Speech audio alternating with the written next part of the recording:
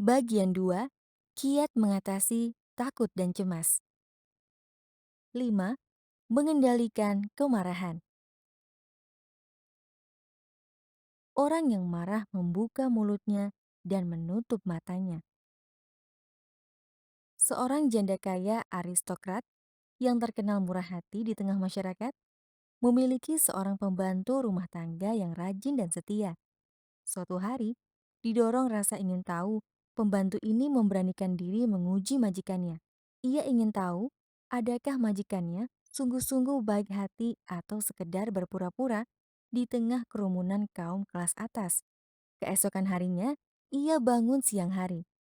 Majikannya menegurnya karena terlambat. Hari berikutnya, pembantu itu bangun terlambat lagi. Kali ini nyonya rumah memarahi dan memukulnya dengan tongkat. Kabar ini segera berembus dari satu tetangga ke tetangga lainnya. Janda kaya ini tidak hanya kehilangan nama baiknya, namun juga pembantunya yang setia. Seperti juga dalam masyarakat masa kini, orang menjadi baik dan rendah hati jika keadaan di sekitar mereka baik dan memuaskan. Ketika keadaan berubah menjadi tidak menyenangkan, sifat asli mereka muncul menjadi tersinggung dan marah. Ingat pepatah, ketika yang lain baik, kita juga bisa baik. Ketika yang lain buruk, kita juga gampang menjadi buruk. Kemarahan adalah emosi yang buruk dan merusak. Setiap orang bisa marah dalam satu dan lain bentuk dalam kehidupan sehari-hari. Kemarahan adalah emosi negatif yang bersembunyi di dalam kita, menunggu saat yang tepat untuk membakar dan menguasai hidup kita. Kemarahan bisa diumpamakan dengan kilatan cahaya yang menyilaukan sejenak dan menyebabkan kita bertingkah yang tidak masuk akal. Kemarahan yang tidak terkendali bisa membawa kehancuran fisik maupun mental. Seperti emosi-emosi yang lain, kemarahan juga bisa dikuasai. Bahaya kemarahan. Makhluk-makhluk tertentu tak bisa melihat pada siang hari, sementara yang lain buta pada malam hari. Orang yang memiliki kadar kebencian dan kegetiran hingga tingkat tertentu tidak bisa melihat apapun dengan jelas, pagi maupun malam. Ada ungkapan bahwa orang yang marah membuka mulut dan menutup matanya. Dikatakan bahwa orang yang marah menuai sendiri akibat kemarahannya ketika amarahnya sudah reda, seperti uang yang berbunga di bank. Demikian pula kemarahan dalam batin juga akan memetik buahnya yang pahit. Sebenarnya, dengan apa atau siapa kita bertempur pada saat marah, kita bertempur dengan diri sendiri yang membuat musuh terjahat. Kita mesti terus berusaha mengikis bahaya laten dalam batin ini dengan pemahaman yang tepat.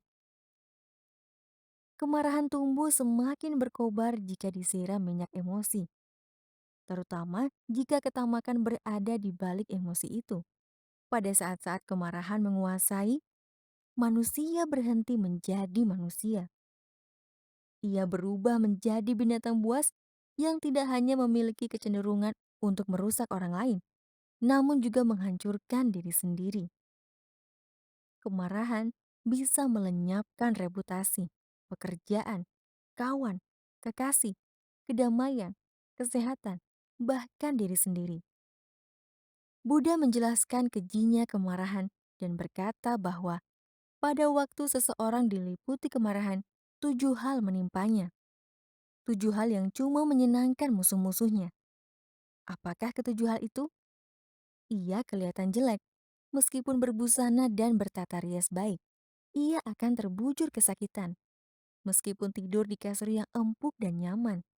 Ia akan melakukan perbuatan yang hanya akan membawa kerusakan dan penderitaan.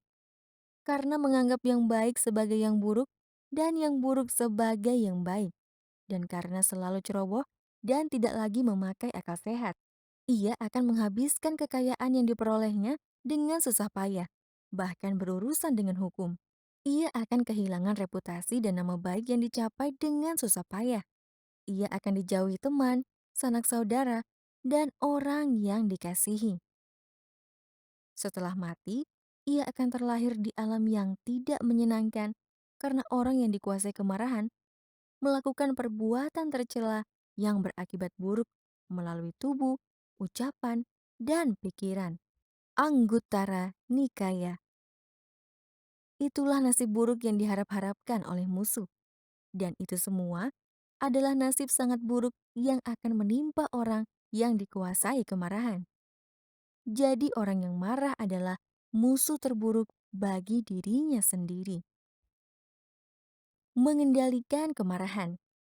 Cara yang baik untuk mengendalikan kemarahan adalah dengan berlaku seolah-olah pikiran yang tidak diinginkan tidak ada dalam batin. Dengan menggunakan kekuatan tekad, kita memusatkan batin pada sesuatu yang bermanfaat. Dan dengan cara inilah, emosi-emosi negatif dikalahkan. Tidak gampang memang untuk bersikap damai pada orang yang menghina kita. Meskipun fisik tidak disakiti, ego terasa direndahkan, sehingga ada keinginan untuk menyerang balik. Sungguh tidak mudah untuk membalas hinaan dengan rasa menghargai dan memaklumi. Namun, ujian pada karakter seseorang justru dilihat dari sikapnya dalam menghadapi situasi yang memojokkan dalam kehidupan sehari-hari. Sejak kecil juga sudah dapat dilihat bahwa kita suka membalas dendam demi kepuasan diri sendiri. Ia menghinaku, menyakitiku, mengalahkanku, merampokku. Dalam orang yang dipenuhi pikiran seperti itu, kebencian tak akan berakhir. Oleh Buddha, kegelapan tidak dapat diatasi dengan kegelapan, melainkan dengan terang. Demikian juga, kebencian tak dapat dikalahkan dengan kebencian, melainkan dengan cinta kasih. Buddha berkata, ada orang yang seperti aksara terukir di atas karang. Mereka cepat jadi marah dan menyimpan kemarahan itu dalam hati untuk waktu yang lama. Ada juga orang yang seperti goresan surat di atas pasir. Mereka marah juga, namun kemarahan itu cepat berlalu. Orang yang lain seperti huruf yang ditulis di permukaan air. Mereka tidak menyisakan goresan apapun. Namun, orang yang sempurna adalah seperti surat ditulis di angin. Mereka membiarkan hal-hal yang menyakiti dan menghina tak teracuhkan. Batin mereka senantiasa murni tak terusik. Bahkan jika kita merasa marah pada ketidakadilan yang menimpa orang lain, kita tetap harus mengatasi kemarahan itu. Karena kita tidak akan melakukan yang bermanfaat dalam keadaan batin terganggu. Ketika kita marah, kita mesti menyadari keadaan itu. Lihatlah kemarahan itu sebagai satu keadaan mental tanpa mengarahkannya pada objek yang menyebabkan timbulnya rasa marah itu. Kita harus belajar mengamati dan meneliti emosi-emosi kita saat sedang marah. Dengan terus-menerus melakukan telaah terhadap keadaan batin kita akan lebih percaya diri untuk mengendalikan diri dan tidak akan bertindak secara dungu dan tidak nalar. Nasihat Buddha, sungguh baik terkendali dalam perbuatan, sungguh baik terkendali dalam perkataan, sungguh baik terkendali dalam pikiran, sungguh baik terkendali dalam segalanya, orang suci yang terkendali dalam segalanya, terbebas dari kesedihan. Tidak semua orang menggunakan strategi yang sama untuk mengatasi kemarahannya. Salah satu cara yang efektif adalah dengan menerapkan metode ulur waktu. Thomas Jefferson meringkas metode ini dalam kata-katanya. Jika marah, hitung sampai 10 sebelum melepas kata-kata. Jika sangat marah, hitung sampai 100. Sebuah resep untuk mengembangkan pengendalian watak yang lebih baik adalah dengan mengulang-ulang dalam hati kata-kata di bawah ini setiap hari. Aku mampu mengendalikan kemarahan. Aku mampu mengatasi singgungan. Aku akan tetap sejuk dan teduh. Aku tak akan goyah oleh kemarahan. Aku berani dan penuh harapan. Dengan mengulangi kalimat-kalimat tersebut, kita bisa menguatkan batin untuk meraih keyakinan diri dan ketenangan batin. Pada waktu menghadapi perbuatan tidak benar yang dilakukan orang lain, kita juga bisa mengingat kata-kata Buddha.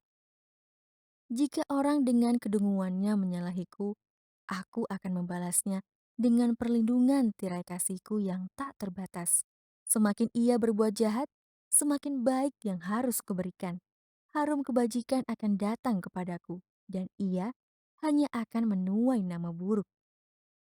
Orang jahat yang mengolok-olok orang baik, seperti orang yang meludah ke langit. Ludah tak akan pernah mengotori langit, cuma mukanya sendiri yang akan menerima percikan itu. Orang yang memfitnah adalah seperti orang yang menebar debu melawan angin.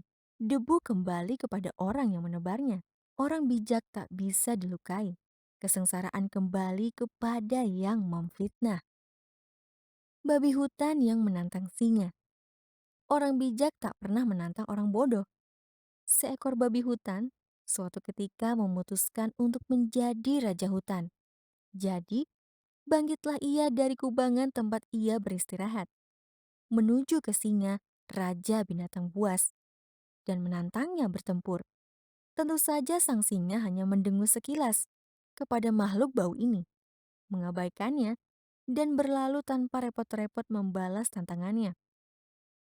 Cerita ini memberi gambaran bagaimana orang bijaksana tidak menghabiskan waktu mereka dengan melayani gangguan orang-orang bermental rendah.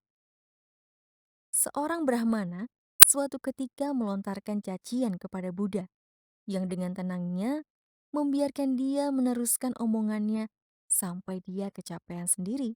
Jika kamu memberi hadiah kepada seseorang dan dia tidak menerimanya, lantas hadiahnya jadi milik siapa?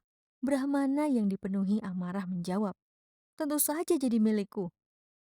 Buddha melanjutkan, demikian pula, karena aku tidak menerima suguhan omelanmu, jadi semuanya akan balik kepadamu. Begini pula lah seharusnya respon kita.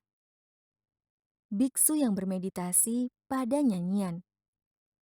Ada cerita lain mengenai seorang biksu yang sedang mencoba bermeditasi. Namun upayanya terus-menerus terusik oleh lagu yang dinyanyikan begitu keras oleh seorang anak. Alih-alih menjadi marah, sang biksu memutuskan untuk menggunakan nyanyian itu sebagai objek meditasinya. Lalu ia berkonsentrasi pada suara itu, tanpa memperhatikan syairnya, sehingga ia tidak terkacaukan. Dengan cara yang serupa, ketika seseorang berkata kasar, taktik untuk menahannya adalah dengan mendengar suaranya. Tapi jangan melekati arti kata-katanya. Cobalah, memang sulit, tapi ini cukup ampuh.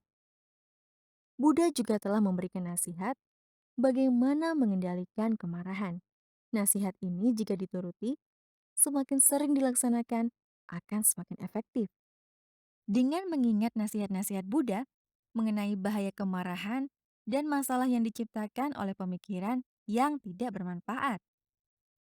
Dengan mengingat kebaikan-kebaikan orang yang dibenci, jika watak buruknya dianggap sebagai kelemahan manusiawi, dan mulai memikir kebaikan-kebaikan yang dimilikinya, maka kemarahan akan melunak dan memberi jalan kepada cinta kasih.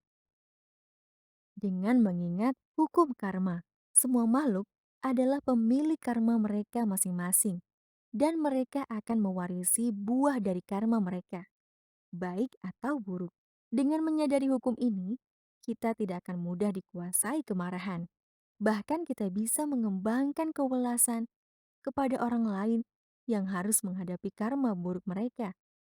Dengan mengembangkan cinta kasih kepada semua makhluk, berkah mulia akan datang kepada mereka yang mengembangkan pikiran dengan mempraktikkan cinta dan kewelasan tanpa batas pada semua. Dengan menjaga agar batin tidak tercemari niat buruk kepada orang yang telah berbuat salah atau menyakiti kita. Kemarahan yang berkembang biak dalam batin hanya akan lebih merusak diri sendiri daripada orang lain. Karenanya, kembangkanlah hidup yang penuh kegembiraan dan kasih, sekalipun saat tinggal di antara mereka yang membenci. 6. Bahaya sifat mementingkan diri sendiri. Sifat mementingkan diri sendiri membunuh kepribadian dan pertumbuhan spiritual. Barangkali kita bisa mulai dengan bertanya kepada diri sendiri, apakah yang dimaksud dengan mementingkan diri sendiri. Kita telah membahas berangkat dari ketidakmampuan untuk melihat sesuatu sebagaimana adanya, kita melihat diri kita sebagai sosok yang permanen, bukan sebagai semata-mata rangkaian proses. Oleh karenanya, kita merasa bahwa kita ini punya diri. Tentu saja konsep ini berguna dalam pengertian duniawi untuk menghindari bahaya. Namun, jika kita hanya melihat diri ini saja, kita mengundang penderitaan bagi diri sendiri. Kata-kata lain yang merujuk pada sifat mementingkan diri sendiri adalah egoisme dan orientasi diri. Orang yang mementingkan diri sendiri hidup hanya untuk dirinya sendiri. Orang semacam ini tidak tahu bagaimana mengasihi dan menghormati orang lain. Ia berbantah dan bertengkar untuk hal-hal yang sepele, dan hidupnya hanya merupakan perjalanan yang penuh dengan kerisauan. Ia mencurigai orang lain sebagai saingannya dan merasa iri pada keberhasilan dan pencapaian orang lain. Ia menginginkan kepunyaan orang lain, tak tahan melihat kebahagiaan orang lain. Pada akhirnya, ia meracuni pikirannya dan menjadi bahaya bagi masyarakat. Tak pandang kaya atau miskin, orang yang mementingkan diri sendiri dikendalikan oleh ketamakan. Ia tak pernah merasa cukup dengan apa yang dimilikinya. Mahatma Gandhi suatu kali berkata, dunia ini cukup untuk kebutuhan tiap manusia, namun tak pernah cukup untuk ketamakan satu orang. Jika ia kaya, ia cemas dengan rumah, harta, dan semua kepemilikannya.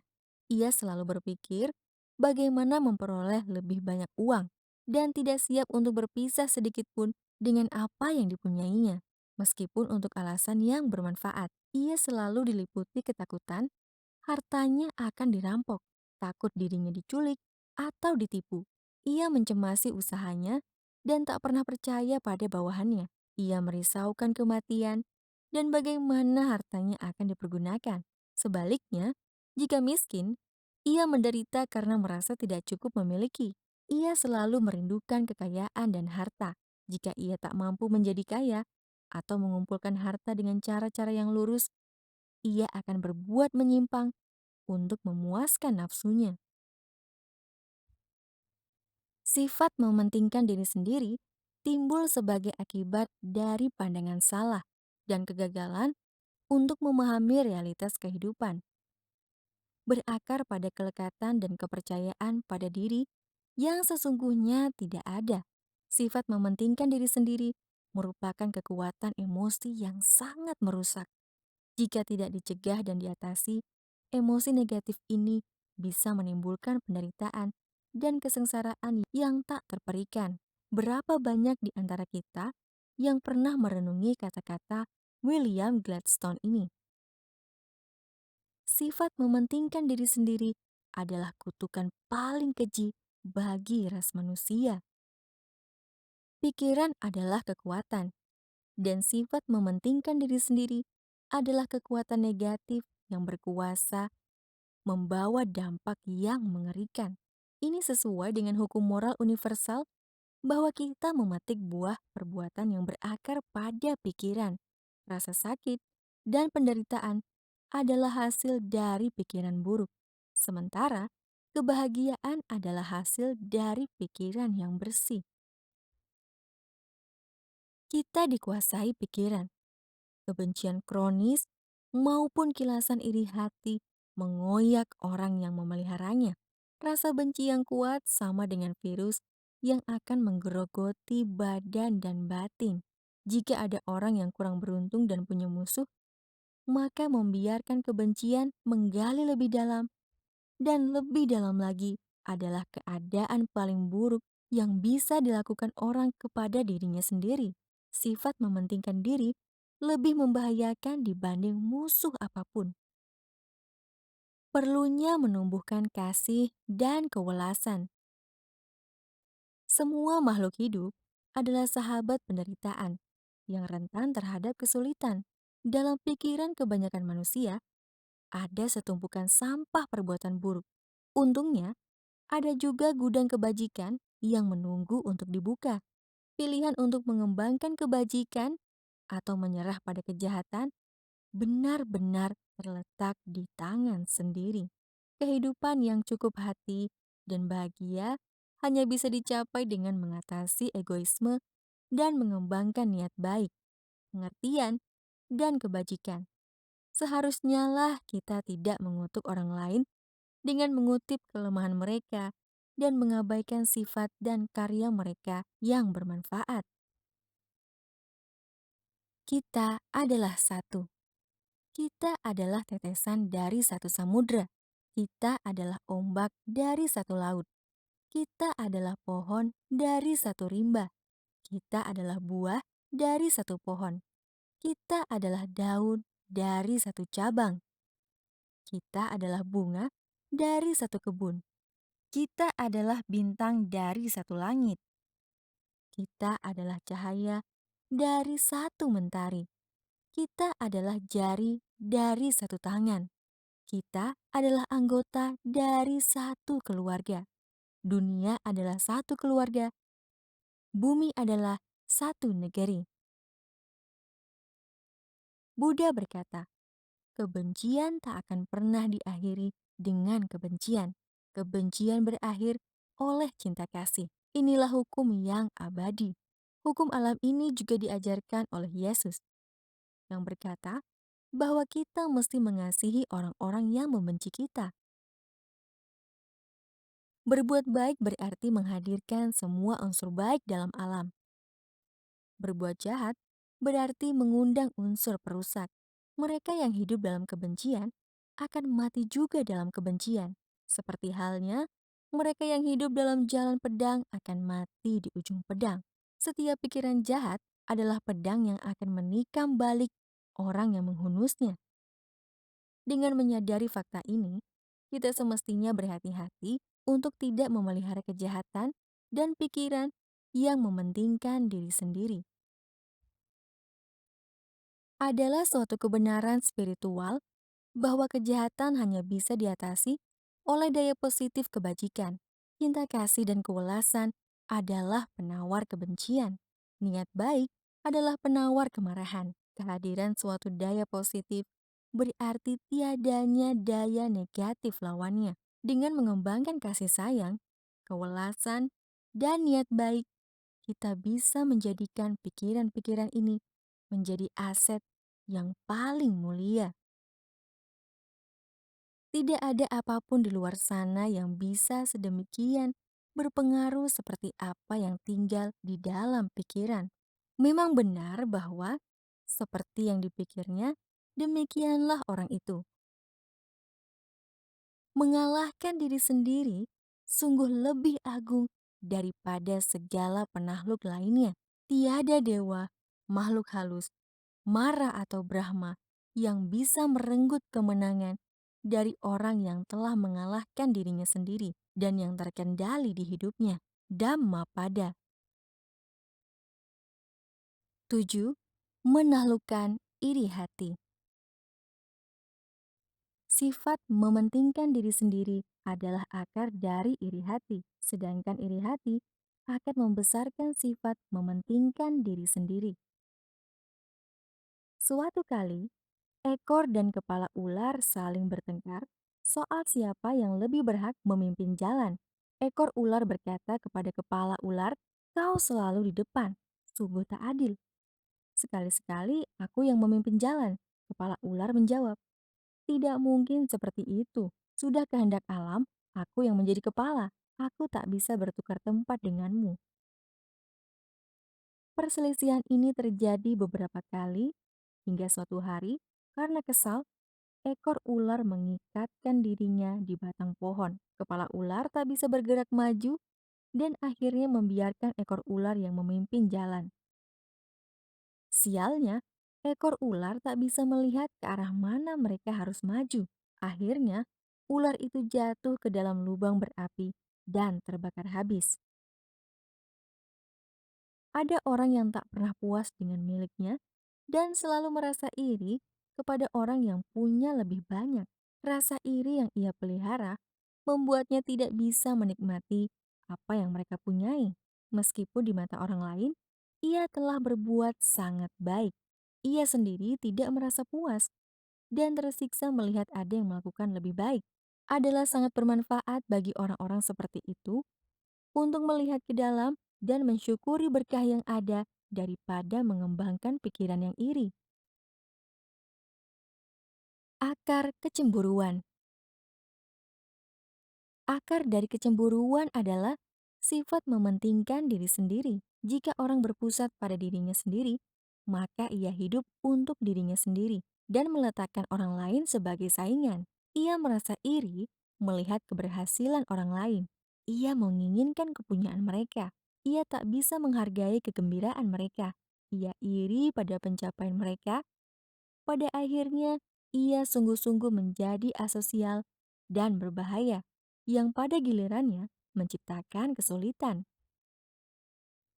Masalah datang dari yang sejenis.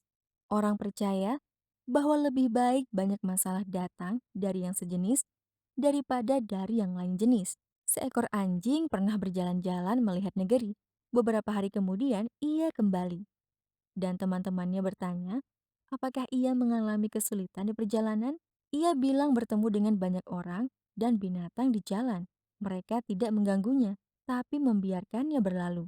Satu-satunya kesulitan yang kualami datang dari saudara kita sendiri, katanya. Mereka tidak membiarkan aku lewat. Mereka menyalak kepadaku, mengejar, dan mencoba menggigitku. Demikian pula ketika ada orang yang berhasil, orang-orang yang tidak mengenalnya tidak akan peduli. Namun, ia juga harus bertemu dengan teman-teman dan kenalan yang mungkin iri pada keberhasilannya. Mereka berkata yang bukan-bukan, bahkan menciptakan rintangan baginya. Dalam keadaan seperti itu, ia mesti mencoba melatih kesabaran. Barangkali ada gunanya jika ia ingat bahwa bagi sebagian orang lebih mudah berhubungan dengan orang asing daripada teman sendiri. Sifat mementingkan diri sendiri dibawa oleh pandangan salah dan kegagalan untuk memahami realitas hidup. Sifat mementingkan diri sendiri adalah emosi yang sangat merusak yang didasarkan kepada kelekatan dan membawa banyak penderitaan dan kesusahan yang tak terkatakan. Kewaspadaan dan kemauan untuk mengoreksi diri sendiri diperlukan untuk mengendalikan emosi-emosi negatif seperti itu. Pikiran adalah kekuatan dasar di mana yang baik dibangun dan membawa yang baik juga. Buah yang kita petik sesuai dengan pikiran yang kita tanam. Kepedihan dan kegembiraan kita merupakan hasil langsung dari pikiran kita yang buruk dan yang baik, yang berlandaskan pada hukum sebab akibat yang berlaku universal pada semua hal. Jika ada yang kurang beruntung sampai punya musuh, maka hal tersebut yang bisa diperbuat olehnya terhadap diri sendiri dan bukan terhadap musuhnya adalah membiarkan keresahan datang menggali lubang dan kebencian menjadi kronis. Kita semua adalah kerabat penderitaan dan terkenai hukum yang berlaku umum. Pilihan untuk berbuat baik atau melakukan kejahatan ada di tangan sendiri. Karenanya, jika kita tak tahan melihat atau mendengar keberhasilan orang lain, kita perlu mengevaluasi cara pandang kita sendiri. Kewaspadaan pikiran. Dengan meninjau dan menguji pikiran-pikiran yang negatif, seseorang akan menyadari bahwa tak ada orang lain di luar dirinya yang memiliki kekuatan atau cara untuk merusak kedamaian dan keseimbangan batinnya. Dengan membanding-bandingkan dirinya dengan orang lain, ia menciptakan kesusahan bagi dirinya sendiri. Dengan menganggap ia memiliki lebih sedikit atau orang lain lebih berhasil dibandingkan dirinya. Tak ada manfaat yang bisa diperoleh dengan menyebarkan kecemburuan yang sering merupakan sebab bagi perpecahan di dunia ini. Kita seharusnya menyadari bahwa emosi-emosi negatif seperti kecemburuan, kemarahan, dan dendam sungguh-sungguh menghambat pertumbuhan batin. Kita mesti berusaha segenap daya untuk membebaskan batin kita dari emosi-emosi negatif seperti itu. Iri hati tidak akan membawa apa yang kita dambakan, malah sebaliknya akan membawa kita kepada jalan gelap yang penuh permusuhan, keresahan, dan penderitaan mental dan fisik yang tidak semestinya. Kita harus terus-menerus waspada terhadap pikiran-pikiran yang tidak baik. Tiap kali pikiran negatif muncul, kita mesti berusaha menggantikannya dengan pikiran positif. Ini mengharuskan kita tetap sadar terhadap apa yang masuk dan keluar dari batin. Melalui proses kewaspadaan diri yang berangsur ini, kita akan bisa memeriksa dan membuang pikiran negatif sebelum mereka memperbudak kita. Menghadapi iri hati. Jika kita bisa menyadari bahaya memelihara pikiran yang diliputi iri hati, maka kita bisa mencurahkan waktu dan tenaga kita untuk menyuburkan pikiran-pikiran yang penuh dengan kasih sayang dan simpati. Kita harus berpikir bahwa tak ada ruginya bagi kita jika orang lain mencapai kemajuan dan berhasil. Kita mesti mengembangkan kerendahan hati dan mengikis habis kelekatan yang berpusat pada diri sendiri, sekaligus mengembangkan simpati terhadap kegembiraan orang lain. Orang yang memiliki pikiran bermanfaat seperti itu akan membawa berkah bagi dirinya sendiri maupun orang lain. Sembari mengikis pikiran yang mementingkan diri sendiri, rasa simpati terhadap penderitaan orang lain juga harus dikembangkan. Hidup yang bahagia dan cukup hati hanya bisa dicapai jika sifat mementingkan diri sendiri telah bisa diatasi dan niat baik, pengertian, dan kemurahan hati telah dikembangkan. Buddha mendorong para pengikutnya untuk menumbuhkan simpati dan kegembiraan ketika melihat kebahagiaan orang lain, yang mana ini merupakan penangkal iri hati. Mereka mengembangkan sikap ikut gembira ketika orang lain mencapai kemakmuran dan keberhasilan. Sikap ini tidak sulit dilakukan jika yang berhasil itu adalah orang yang kita cintai, tapi agak sulit jika yang berhasil itu adalah saingan kita. Coba pikirkan, apakah kita tidak ingin makmur dan berhasil? Apakah kita tidak ingin terberkahi dengan kebahagiaan? Seperti halnya kita, apakah orang lain tidak ingin terberkahi dengan kemakmuran, keberhasilan, dan kebahagiaan?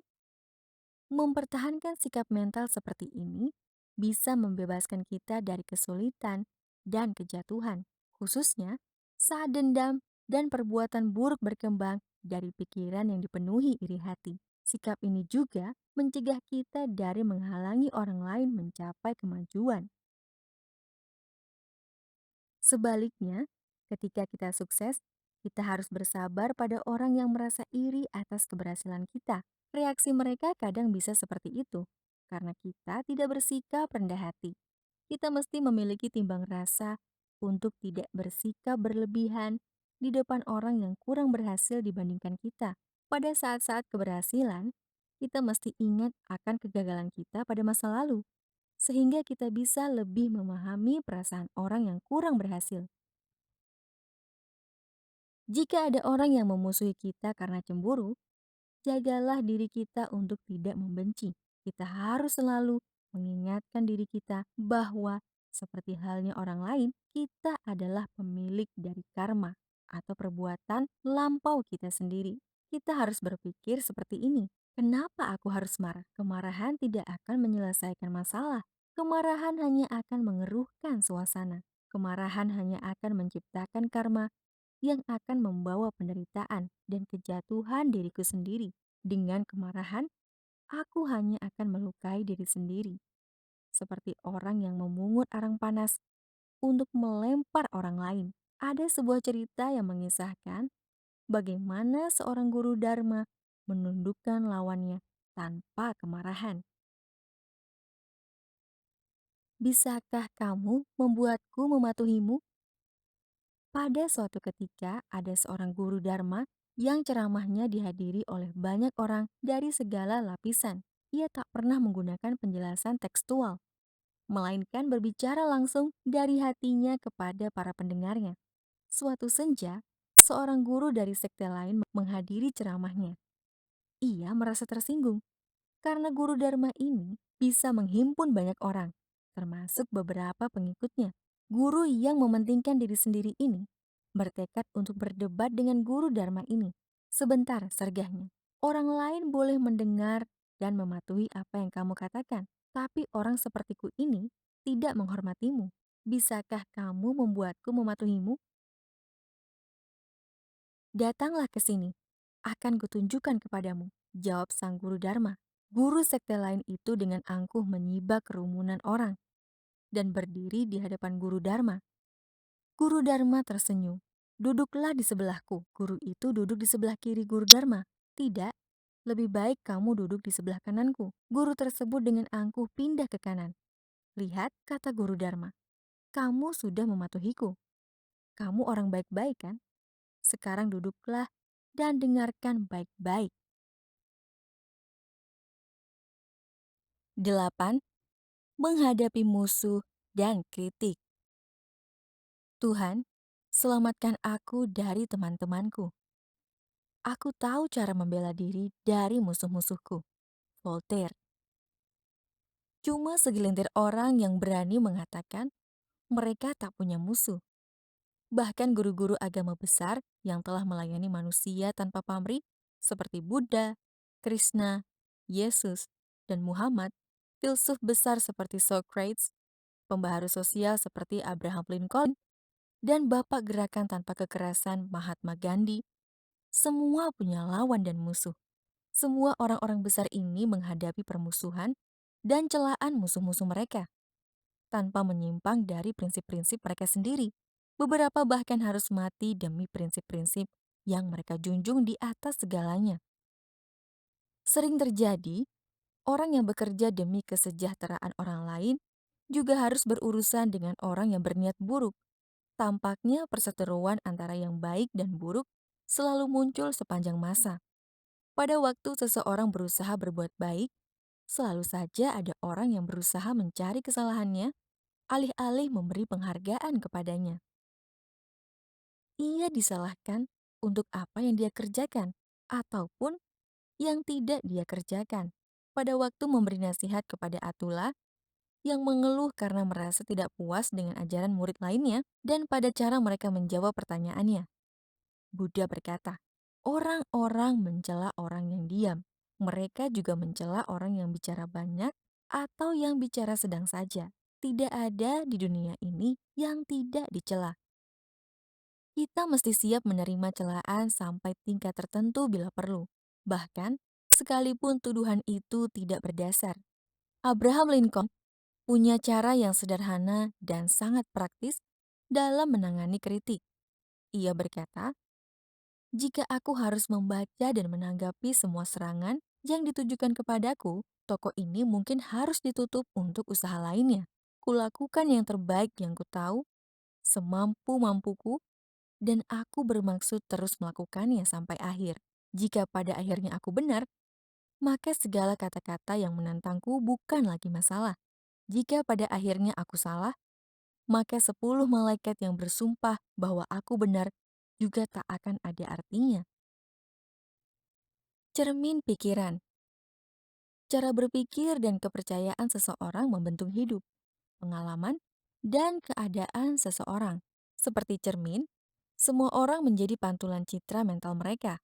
Mereka melihat pantulan watak dan pikiran mereka sendiri. Sebelum menyadari wataknya hanyalah hasil dari cara berpikir dan kepercayaannya sendiri, seseorang tetap akan menjadi korban keadaan.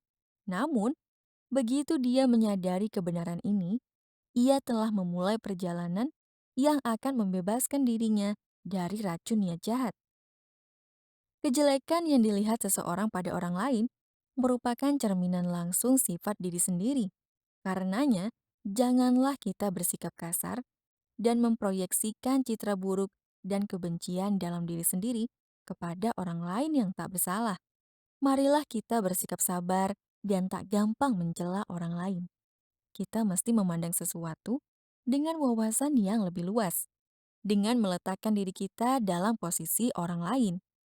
Cobalah memahami keadaan yang menyebabkan timbulnya suatu peristiwa. Menerapkan cara pandang seperti itu akan memungkinkan kita untuk menjalani hidup tanpa mengganggu urusan dan kedamaian orang lain. Mari kita camkan nasihat Buddha. Ia yang memperhatikan kesalahan orang lain dan selalu menyinggung, menumpuk kotorannya sendiri. Ia jauh dari pembersihan kekotoran. Bolton Hall menuliskan bait berikut. Kulihat saudaraku dengan mikroskop kritik, dan kubilang, sungguh jahat dia. Kulihat lagi ia dengan teleskop kehinaan, dan kubilang, alangkah rendahnya dia. Kemudian kupandang cermin kebenaran, dan kubilang, betapa mirip dia denganku. Mencari kesalahan orang lain. Sungguh sangat mudah melihat kesalahan orang lain. Sungguh sulit melihat kekurangan diri sendiri. Buddha mengatakan, orang menampi kesalahan orang lain seperti dedak, tapi menutupi kesalahan sendiri seperti pejudi licik menyembunyikan kartunya. Hendaknya orang tidak memperhatikan kesalahan orang lain, apa yang dikerjakan dan tidak dikerjakan orang lain, tapi hendaknya terus memperhatikan kewajiban dan kelalaian diri sendiri. Mencamkan nasihat mulia ini dalam pikiran bisa membantu kita memahami sifat diri dengan lebih baik dan mengurangi kecenderungan mental yang negatif. Berpikirlah positif. Jika orang punya kerangka pemikiran yang mencari-cari kesalahan, ia akan melihat bahwa bunga mawar pun berduri. Tapi, mengapa mesti meributkan kekurangannya kalau kita bisa menikmati keindahannya? Setiap orang punya kesalahan. Perlu diingat bahwa tidak ada orang sepenuhnya salah atau jahat. Lain kali, sebelum mencari-cari kesalahan orang lain, ingatlah kata-kata Robert Louis Stevenson ini.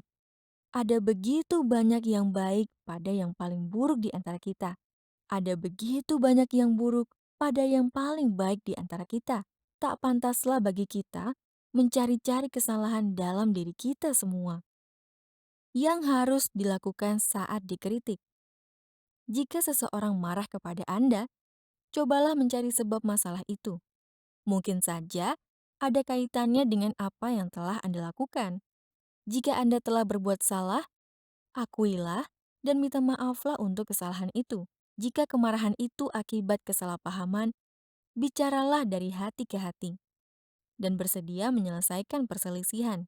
Sebaliknya, jika kemarahan itu muncul akibat cemburu ataupun masalah emosi dari pihak yang marah, janganlah membalas kemarahan dengan kemarahan.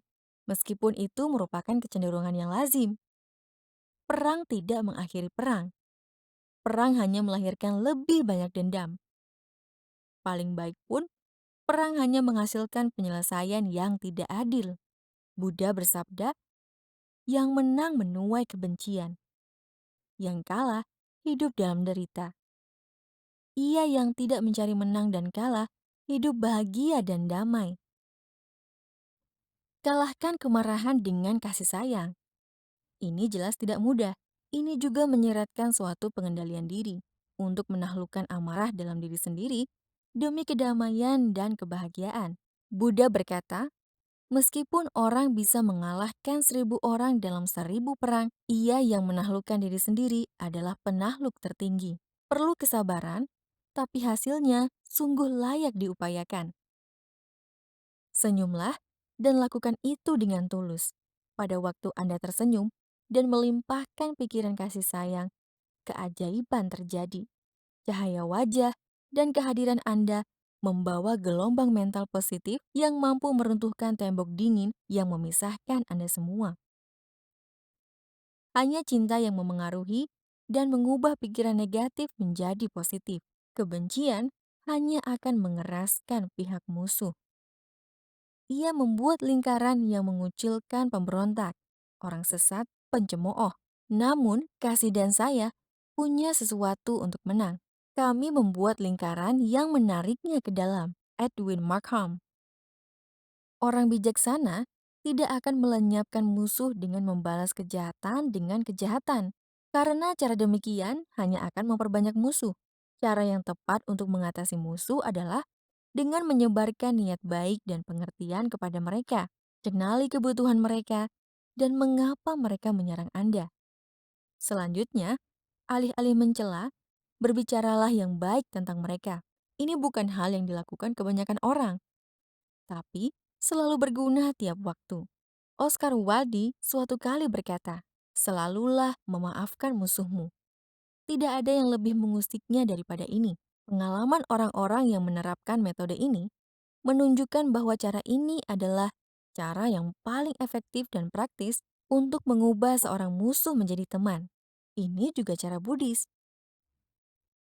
Buddha bersabda bahwa kita mesti menaklukkan kemarahan dengan kasih sayang, keburukan dengan kebajikan, sifat mementingkan diri sendiri dengan dharma, dan kepalsuan dengan ketulusan. Sebelum marah kepada orang yang dianggap sebagai musuh, ingatlah dua hal.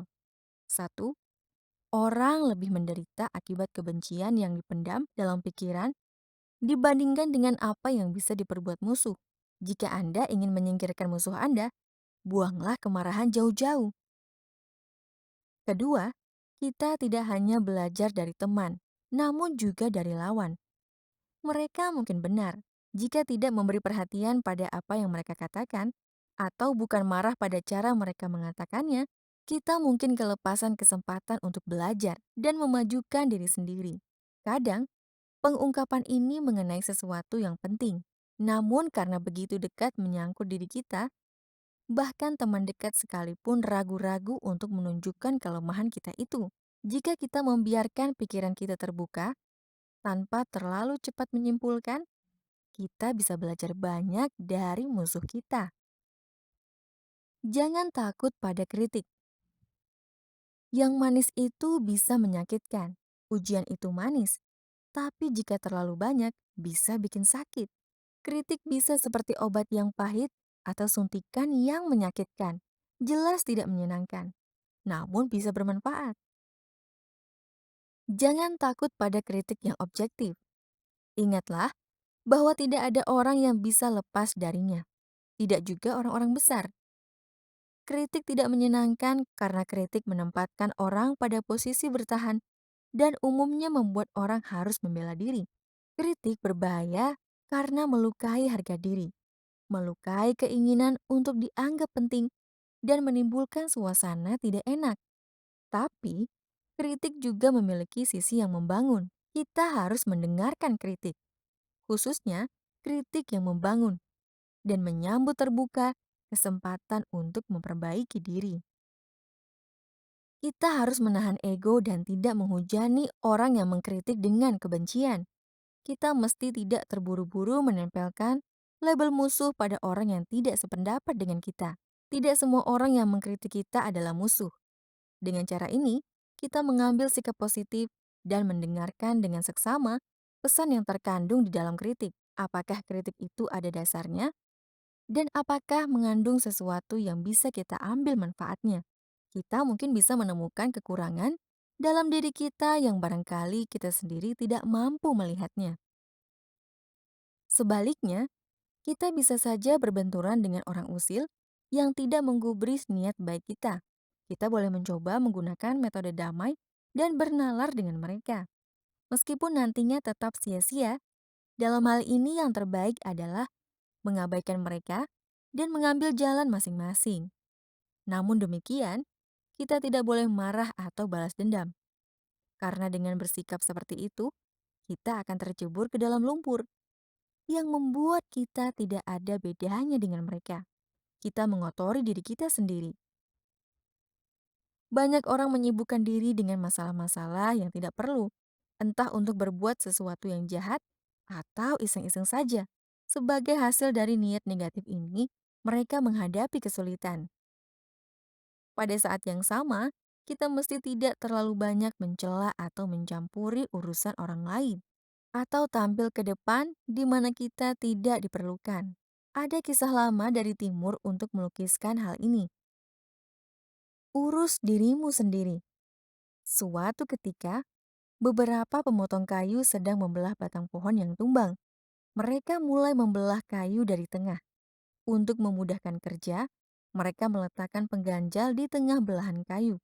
Menjelang tengah hari, mereka memutuskan untuk beristirahat, meninggalkan gelondongan kayu dengan sepotong pengganjal di dalam belahannya. Tak lama kemudian, seekor monyet datang. Ia ingin tahu buat apa pengganjal itu ada di sana. Jadi dia berjongkok di sana dengan ekor dan organ lainnya, bergelantungan di antara belahan kayu. Setelah berusaha sekuat tenaga, ia berhasil melepas pengganjal itu. Tapi akibat perbuatannya, belahan kayu merapat, menjepit ekor dan organ lainnya, dan mematikannya. Kita harus belajar dari cerita ini bahwa jika kita ikut campur sesuatu yang bukan urusan kita bisa-bisa hanya akan merugikan diri sendiri. Kadang lebih bijaksana untuk diam saja. Apa yang harus dilakukan ketika seseorang membuat pernyataan yang tidak baik? Anda sebaiknya merenung. Apakah musuh kita punya alasan untuk berbuat seperti itu? Jika mereka berbuat demikian tanpa dasar, maka daripada tersinggung, lebih baik Anda mengabaikannya. Anda malah bisa menaruh kewelasan kepadanya. Karena orang yang bertindak berdasarkan niat buruk hanya akan melukai dirinya sendiri. Jika Anda tak bersalah, anggaplah musuh Anda tidak tahu dan perlu dibimbing. Ingatlah, Yesus yang tatkala disalib berkata, "Bapa, ampunilah mereka, karena mereka tidak tahu apa yang mereka perbuat." Salah satu cara menghindari masalah sedemikian adalah mengurangi kontak dengan orang-orang semacam itu. Itulah sebabnya Buddha pernah bersabda, "Jika tak ada teman yang bisa diandalkan, lebih baik hidup menyendiri." Ini tidak selalu dimungkinkan. Apa yang harus kita lakukan jika memiliki teman yang mementingkan diri sendiri dan ingin memperalat kita? Mereka seperti nyamuk yang tidak hanya mengisap darah kita, tapi juga menyebarkan virus. Jika demikian halnya, cari jalan untuk mengurangi kontak langsung. Seperti yang dikatakan Buddha, hiduplah dengan bahagia di antara mereka yang membenci. Tidak ada alasan bagi kita untuk membalas dendam, yang kadang terlihat sebagai pilihan yang manis. Cobalah berada di atas masalah-masalah yang picik. Tak marah karena ego kita dilukai. Jika kita bisa membuang pandangan keliru soal ego, maka kita akan bisa menyadari bahwa tak ada alasan untuk marah dan tak ada orang yang pantas dimarahi. Ketika mengembangkan kesabaran dan pengertian, kita mesti tidak bagaimanapun membiarkan diri kita diperalat orang lain demi kepentingan mereka sendiri. Kita mesti mempertahankan keteguhan dan ketenangan dalam menghadapi serangan licik, tetapi sekaligus tidak mengorbankan prinsip-prinsip luhur.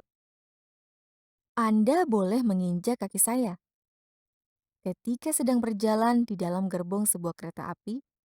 Seorang anak muda tak sengaja menginjak kaki seorang penumpang. Walau sudah minta maaf, anak muda itu tetap saja dimaki-maki. "Pak," kata anak muda itu, "tak bisakah Bapak menerima kejadian yang tak disengaja ini? Jika Bapak masih belum puas, Bapak boleh menginjak kaki saya kalau Bapak mau." Kata-kata ini menyadarkan penumpang itu. Ia merasa malu dan langsung berhenti memaki. Sebagian orang mungkin menyimpulkan bahwa cerita-cerita di atas sangat baik, bahkan mulia.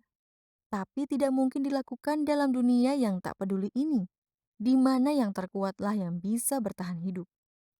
Dijamin memang sulit, namun bukan tidak mungkin.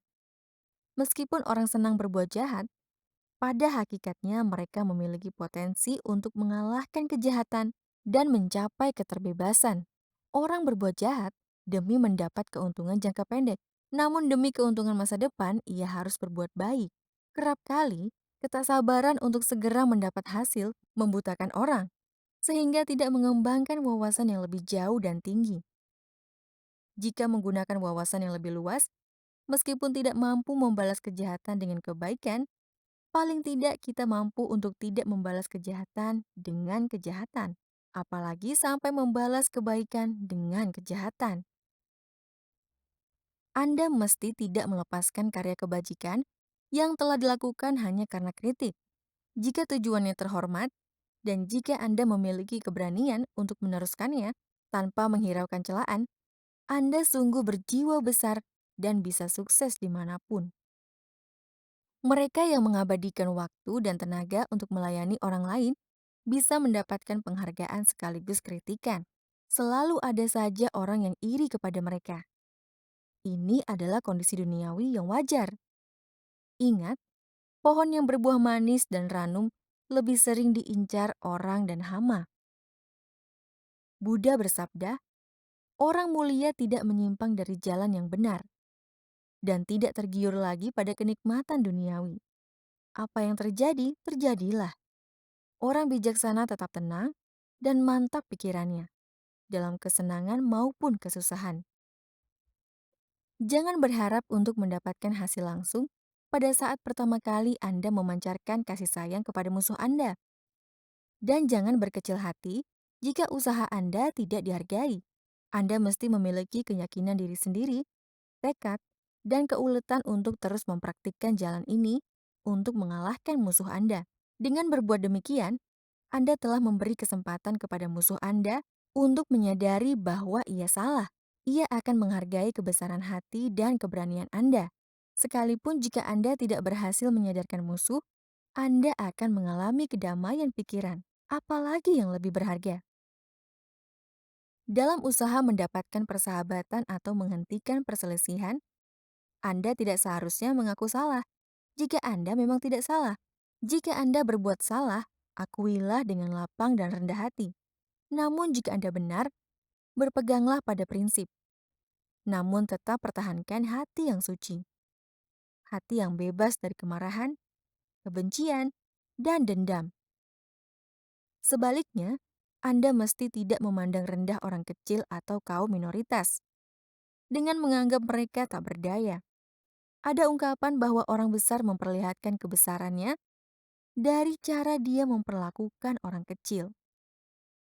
Dalam usaha mendapatkan persahabatan atau menghentikan perselisihan, Anda tidak seharusnya mengaku salah jika Anda memang tidak salah.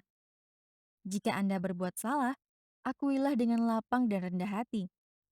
Namun, jika Anda benar, berpeganglah pada prinsip, namun tetap pertahankan hati yang suci, hati yang bebas dari kemarahan, kebencian, dan dendam. Sebaliknya, Anda mesti tidak memandang rendah orang kecil atau kaum minoritas dengan menganggap mereka tak berdaya. Ada ungkapan bahwa orang besar memperlihatkan kebesarannya dari cara dia memperlakukan orang kecil. Bersatu kita teguh. Seekor gajah suatu ketika menarik putus sebuah cabang pohon yang ada sarang burungnya. Akibatnya, sarang dan telur di dalamnya hancur. Sang burung sangatlah marah. Namun gajah itu berlalu begitu saja tanpa menyatakan penyesalan sedikit pun. Sang burung terbang minta tolong pada seekor burung pelatuk dan kemudian mencari gajah tersebut dan mematuk kedua matanya. Sekerumunan lalat lalu menghinggapi mata sang gajah yang terluka dan menyebabkan infeksi. Si gajah perkasa yang menjadi buta berjalan lunglai mencari air. Sang burung yang masih ingin menuntut balas meminta beberapa katak untuk masuk ke lubang besar yang kering dan mengorek dari sana. Si gajah yang berpikir ada air bergegas ke arah lubang tersebut. Dia terjungkal ke dalamnya dan mati. Jadi, burung, pelatuk, lalat, dan katak semuanya hewan yang lemah. Bersama-sama bisa membinasakan hewan perkasa seperti gajah. Hikmah dari cerita di atas bukanlah berarti kaum lemah harus menuntut balas kepada yang kuat. Tetapi bahwa jika kaum lemah bersatu padu, mereka pun bisa menjadi kuat dan mengatasi ketidakadilan atau penindasan. Kelompok minoritas bisa mengubah nasib dunia jikalau mereka berseru dalam satu suara. Revolusi Prancis yang mengubah sejarah dunia adalah contoh yang baik bagaimana rakyat jelata ketika bersatu padu, mampu menjungkalkan lawan yang perkasa. Suasana hati, selain bisa membuat wajah menjadi jelek, juga bisa menciptakan suasana yang tidak menyenangkan di dalam masyarakat. Semua orang dipengaruhi suasana hati hingga ke tingkat tertentu. Kita mesti berusaha memahami suasana hati kita agar bisa mengendalikannya dan mencegah hal-hal yang tak diinginkan. Jika sedang mengalami tekanan mental, sebaiknya kita tidak mengambil keputusan yang penting. Dalam keadaan marah dan suasana hati yang tak enak, kita tak akan bisa berpikir dengan jernih dan mengambil keputusan yang baik dan penuh pertimbangan. Demikian juga halnya jika kita terlalu gembira dan diliputi kebahagiaan. Kita cenderung lebih lunak dan kurang objektif dalam berpikir. Keputusan apapun yang diambil dalam keadaan seperti itu akan kurang tepat. Ambil waktu sejenak agar batin bisa tenang. Simak masalahnya. Pikirkan lagi. Keputusan yang diambil dalam keadaan pikiran yang tenang, yang tak terpengaruh suasana hati, akan lebih baik dan adil. Perubahan suasana hati tercermin di wajah kita. Kenali ini dengan memandang ke cermin. Terkadang ini menjadi cara yang baik untuk mengobati diri kita akibat suasana hati yang terus-menerus berubah. Cara ini membuat kita ingin tertawa jika kita melihat jeleknya muka kita dalam keadaan marah. Sebaliknya, tersenyum dan mengendurkan otot wajah akan membangkitkan semangat dan membuat kita gembira. Suasana hati kita yang berubah menunjukkan betapa sementaranya keadaan mental kita. Dalam segala perubahan ini, ego yang dianggap kekal ternyata hanya khayalan, seperti bayangan semata. Pada waktu gembira, sedih, atau marah, kita bilang, "Aku gembira, sedih, atau marah." Tetapi ini hanyalah cara yang lazim untuk merujuk kepada diri sendiri. Sebenarnya, di manakah aku yang merasakan suasana hati ini? Apakah di dalam kepala, hati, atau jiwa? Jika kita menyelidiki diri kita dengan seksama, akan kita lihat bahwa sebenarnya tidak ada aku yang tetap, melainkan hanya serangkaian energi mental dan fisik yang lenyapnya secepat munculnya. Guru Zen Dogen berkata, mempelajari ajaran Buddha berarti mempelajari dirimu sendiri. Mempelajari dirimu berarti mengabaikan dirimu. Dan mengabaikan dirimu berarti memahami dirimu sebagai segala sesuatu. Jika benar-benar ada aku yang tetap, ia akan selalu tampil sama, tak pernah berubah. Karena energi mental ini muncul dan mati begitu cepat, kita menganggapnya sebagai tetap dan terus ada. Kita sulit berpikir yang sebaliknya. Seperti sulitnya kita memahami bahwa sebenarnya bumilah yang mengelilingi matahari. Jika kita bisa memahami bahwa diri kita sesungguhnya tidak ada, maka kita akan bisa melihat bahwa semua emosi kita, baik dan buruk, hanyalah rintangan dalam jalan menuju kedamaian dan keharmonisan. Pemahaman seperti ini bisa membantu kita mengendalikan suasana hati dengan lebih baik. Bayangkan tubuh kita sebagai sebuah bus dan semua suasana hati sebagai penumpangnya. Mereka berusaha menduduki tempat sopir untuk mengendalikan kemudi. Apa menurutmu yang akan terjadi dalam suasana seperti itu? Akan terjadi kecelakaan. Dan inilah yang sering terjadi pada kebanyakan orang dalam hidup mereka. Jika mereka tidak tahu bagaimana menangani suasana hati yang membuat watak mereka agak tidak stabil. Anda mesti mengurangi jumlah penumpang. Turunkan beberapa di perhentian bus, turunkan yang suka membuat keributan, buang kemarahan, ketamakan, kecemasan, iri hati, niat buruk, dan sebagainya yang memengaruhi suasana hati. Dengan turunnya gangguan-gangguan yang merusak seperti itu, tak ada lagi yang berebut tempat duduk supir, dan Anda bisa mengemudi dalam damai. Anda akan menguasai bus itu sepenuhnya. Tubuh dan pikiran akan berada di bawah kendali Anda, dan Anda bisa pergi kemanapun Anda kehendaki. Anda akan menjadi tuan atas diri sendiri.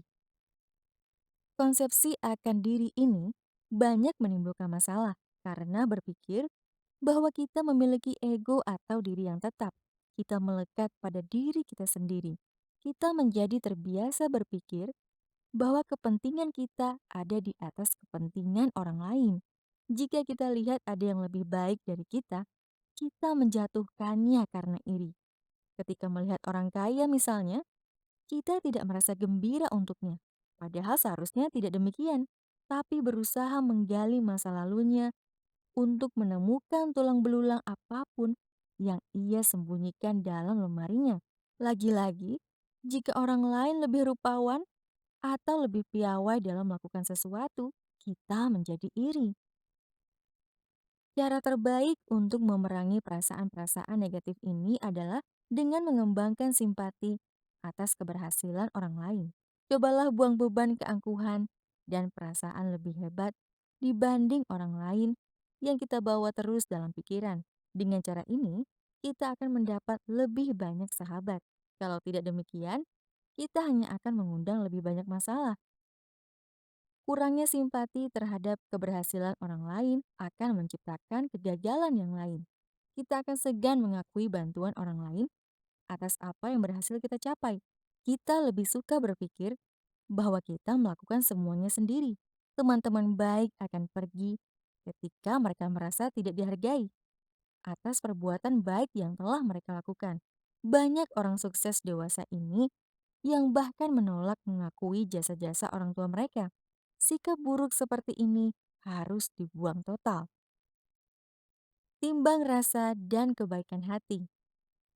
Dalam suasana hati yang buruk, orang kadang bertindak kejam dan kasar kepada orang-orang yang kurang beruntung dibanding mereka. Mereka menerapkan sikap superior dibandingkan orang lain. Aku sebut orang tak berbudi, kata seorang penulis. Mereka yang lupa bahwa tukang pangkas, tukang masak, dan tukang antar surat terbuat dari lempung yang sama dengan diri mereka. Kalau kita tidak bisa bersikap baik terhadap makhluk lain, kita menghancurkan kedamaian batin kita sendiri. Permata yang menjadi poros hidup kita adalah penyadaran bahwa setiap orang yang kita jumpai setiap hari adalah anggota terhormat ras manusia.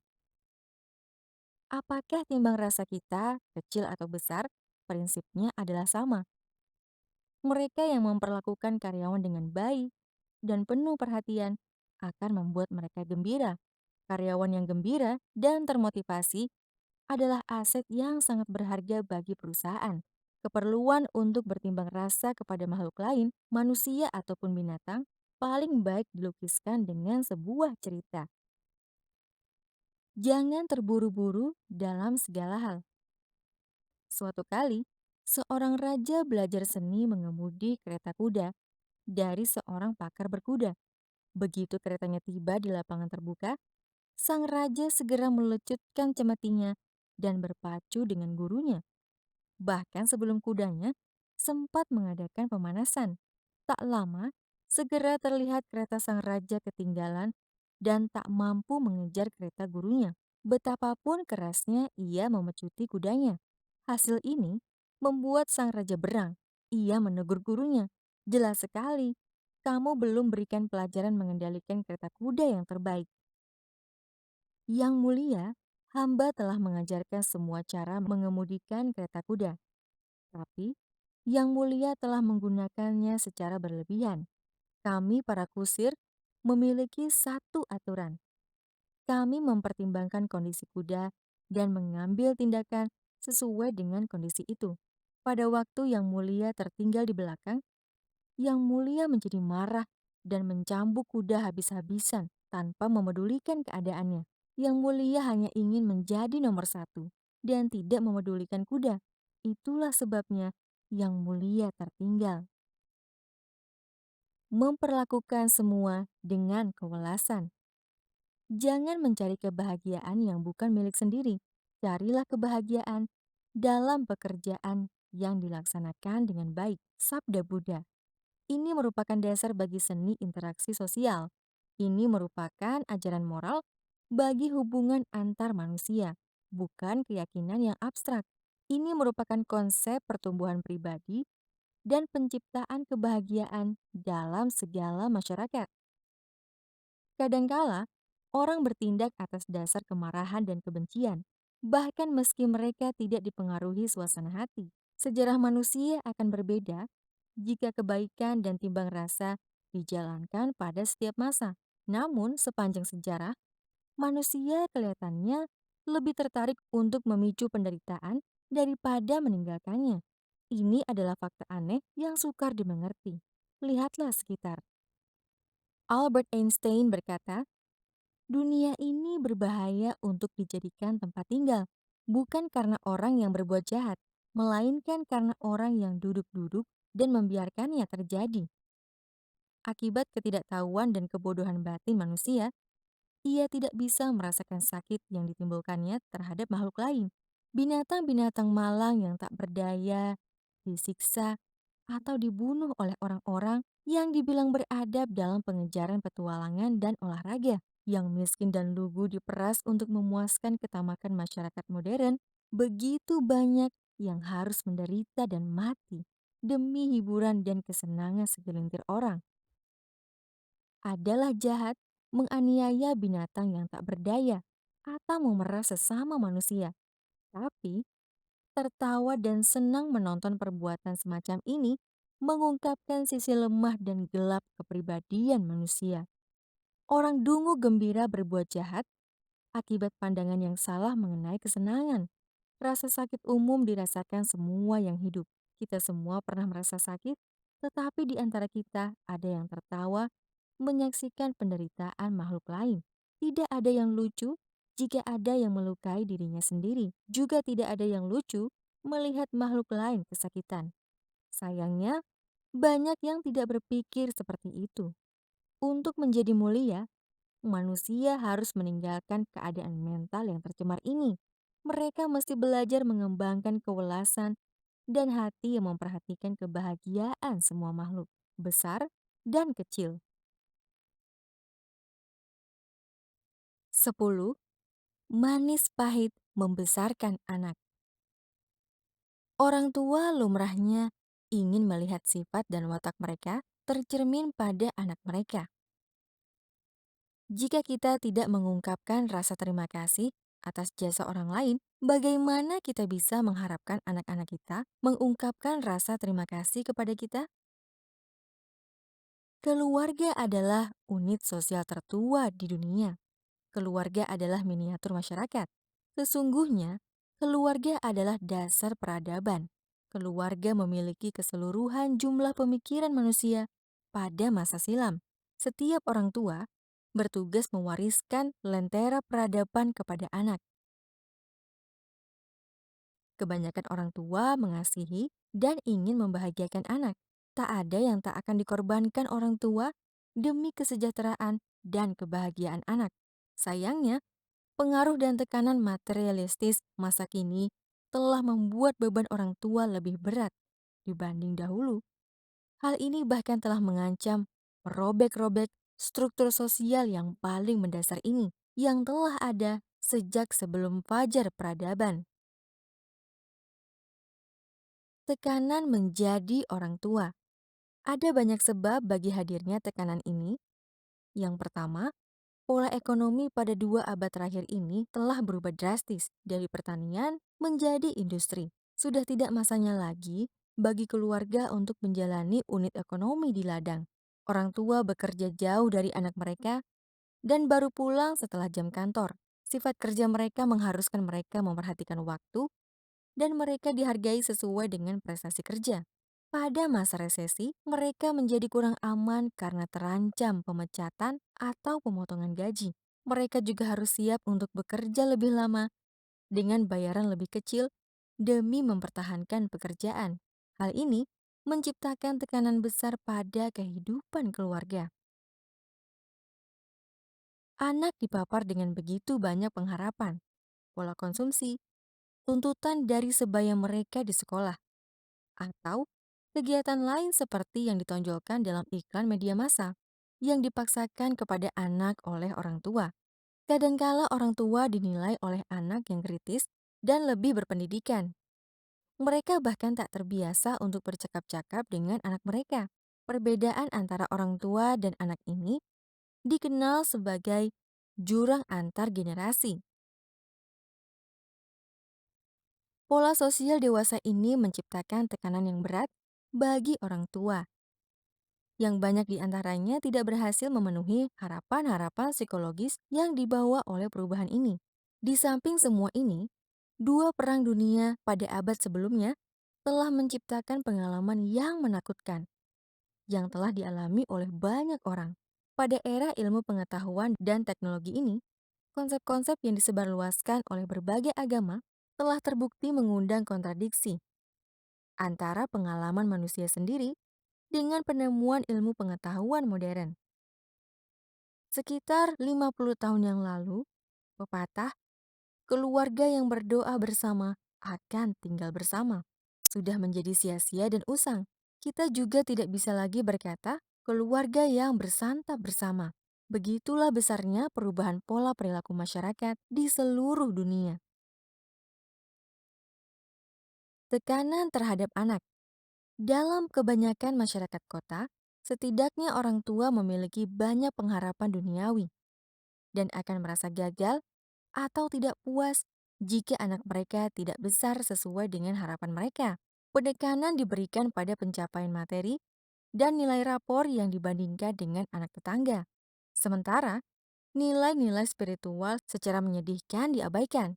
Kasihan sekali, anak menjadi korban tekanan psikologi seperti itu. Mereka didorong untuk selalu unggul dalam pelajaran, untuk bekerja dengan penghasilan tinggi, untuk mendaki tangga masyarakat, dan untuk mengumpulkan kekayaan sebanyak mungkin. Banyak orang tua yang tidak terlalu menganggap penting nilai-nilai seperti sikap hormat, kejujuran, integritas, kebajikan, timbang rasa, dan tenggang rasa. Pengejaran kekayaan dan keberhasilan duniawi jauh lebih penting bagi mereka. Akibat tekanan sosial seperti ini, orang tua dengan cara yang benar ataupun salah dan tanpa memikirkan konsekuensinya, mendorong dan bahkan memaksa anak mereka untuk bekerja keras dan bersaing demi apa yang disebut sebagai sukses. Mereka mendesakkan sistem nilai mereka kepada anak yang ditekan untuk menjadi pintar, tenar, dan terbaik. Mereka berada di bawah bayangan bahwa sukses berarti kemampuan untuk berkompetisi, mengalahkan, dan menyingkirkan saingan dengan mengabaikan perlunya membangun keharmonisan dengan diri sendiri. Tak peduli apakah anak-anak itu suka atau tidak, mereka diharapkan untuk mengikuti kursus komputer, musik, balet, renang, dan lain-lain. Di bawah pengertian salah bahwa aktivitas-aktivitas seperti itu sangatlah penting bagi keberhasilan dan kebahagiaan seseorang. Tidak ada salahnya dengan mengikuti kegiatan-kegiatan yang sehat seperti itu. Jika anak-anak itu sendiri berminat, berbakat, atau jika kegiatan tersebut dianggap sebagai cara untuk memahami diri mereka dan dunia sekitar. Di samping itu, tak seorang pun membantah bahwa aktivitas budaya dan prestasi dibutuhkan untuk menjadikan orang lebih beradab. Pengertian yang lebih kaya tentang keindahan hidup akan membantu anak-anak menjadi lebih pengertian, lebih memiliki kasih sayang, dan menghargai keindahan alam di sekitar mereka. Bagaimanapun, dalam mempelajari keterampilan ini, anak tidak boleh di bawah tekanan, atau jika tidak, seluruh tujuan menguasai keterampilan itu akan hilang.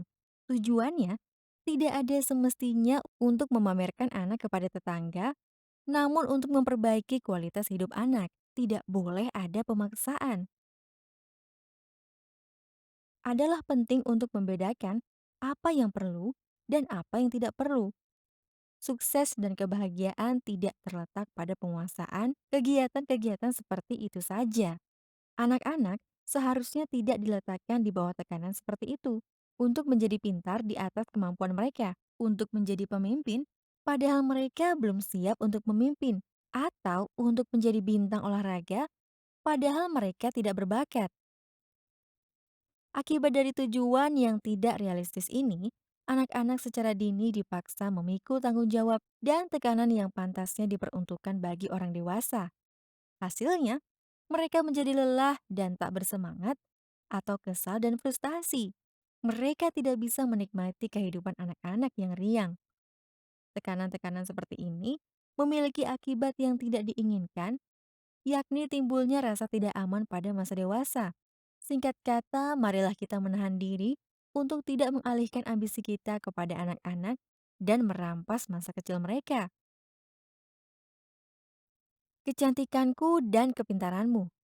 George Bernard Shaw suatu kali didekati seorang aktris muda jelita yang berbisik di telinganya. Apa tidak hebat jika kita menikah dan punya anak dengan kecantikanku dan otakmu? George Bernard Shaw yang tidak tampan menjawab, sungguh menarik. Tapi apa jadinya jika anak itu mewarisi tampangku dan otakmu? Mengenali bakat. Orang tua semestinya sadar terhadap bakat anak-anaknya. Apa yang bisa dicapainya pada masa mendatang dengan caranya sendiri dan pada waktunya. Anak tidak cukup dewasa untuk merencanakan masa depannya. Anda tidak bisa mengharapkan anak sekolah dasar untuk merencanakan pendidikannya di perguruan tinggi, memutuskan karir, atau pernikahannya. Tapi satu hal yang pasti, tidak ada yang disebut sebagai anak yang tak berguna. Setiap orang punya bakatnya sendiri, potensinya sendiri. Anak yang bodoh soal sekolah bisa saja sudah pintar dari sananya soal mekanik motor atau memasak. Karenanya adalah tugas orang tua untuk mengenali dalam bidang apa anaknya berbakat, menghargai bakat itu, dan mendorong anak untuk mengembangkan bakatnya. Demi kebaikan masyarakat dan anak itu sendiri, tugas orang tua adalah melatih anak sesuai bakat anak dan mempersiapkan mereka untuk menjalani kehidupan yang penuh dan sejahtera. Yang lebih penting dari segalanya, tolong jangan membanding-bandingkan anak dengan anak lain.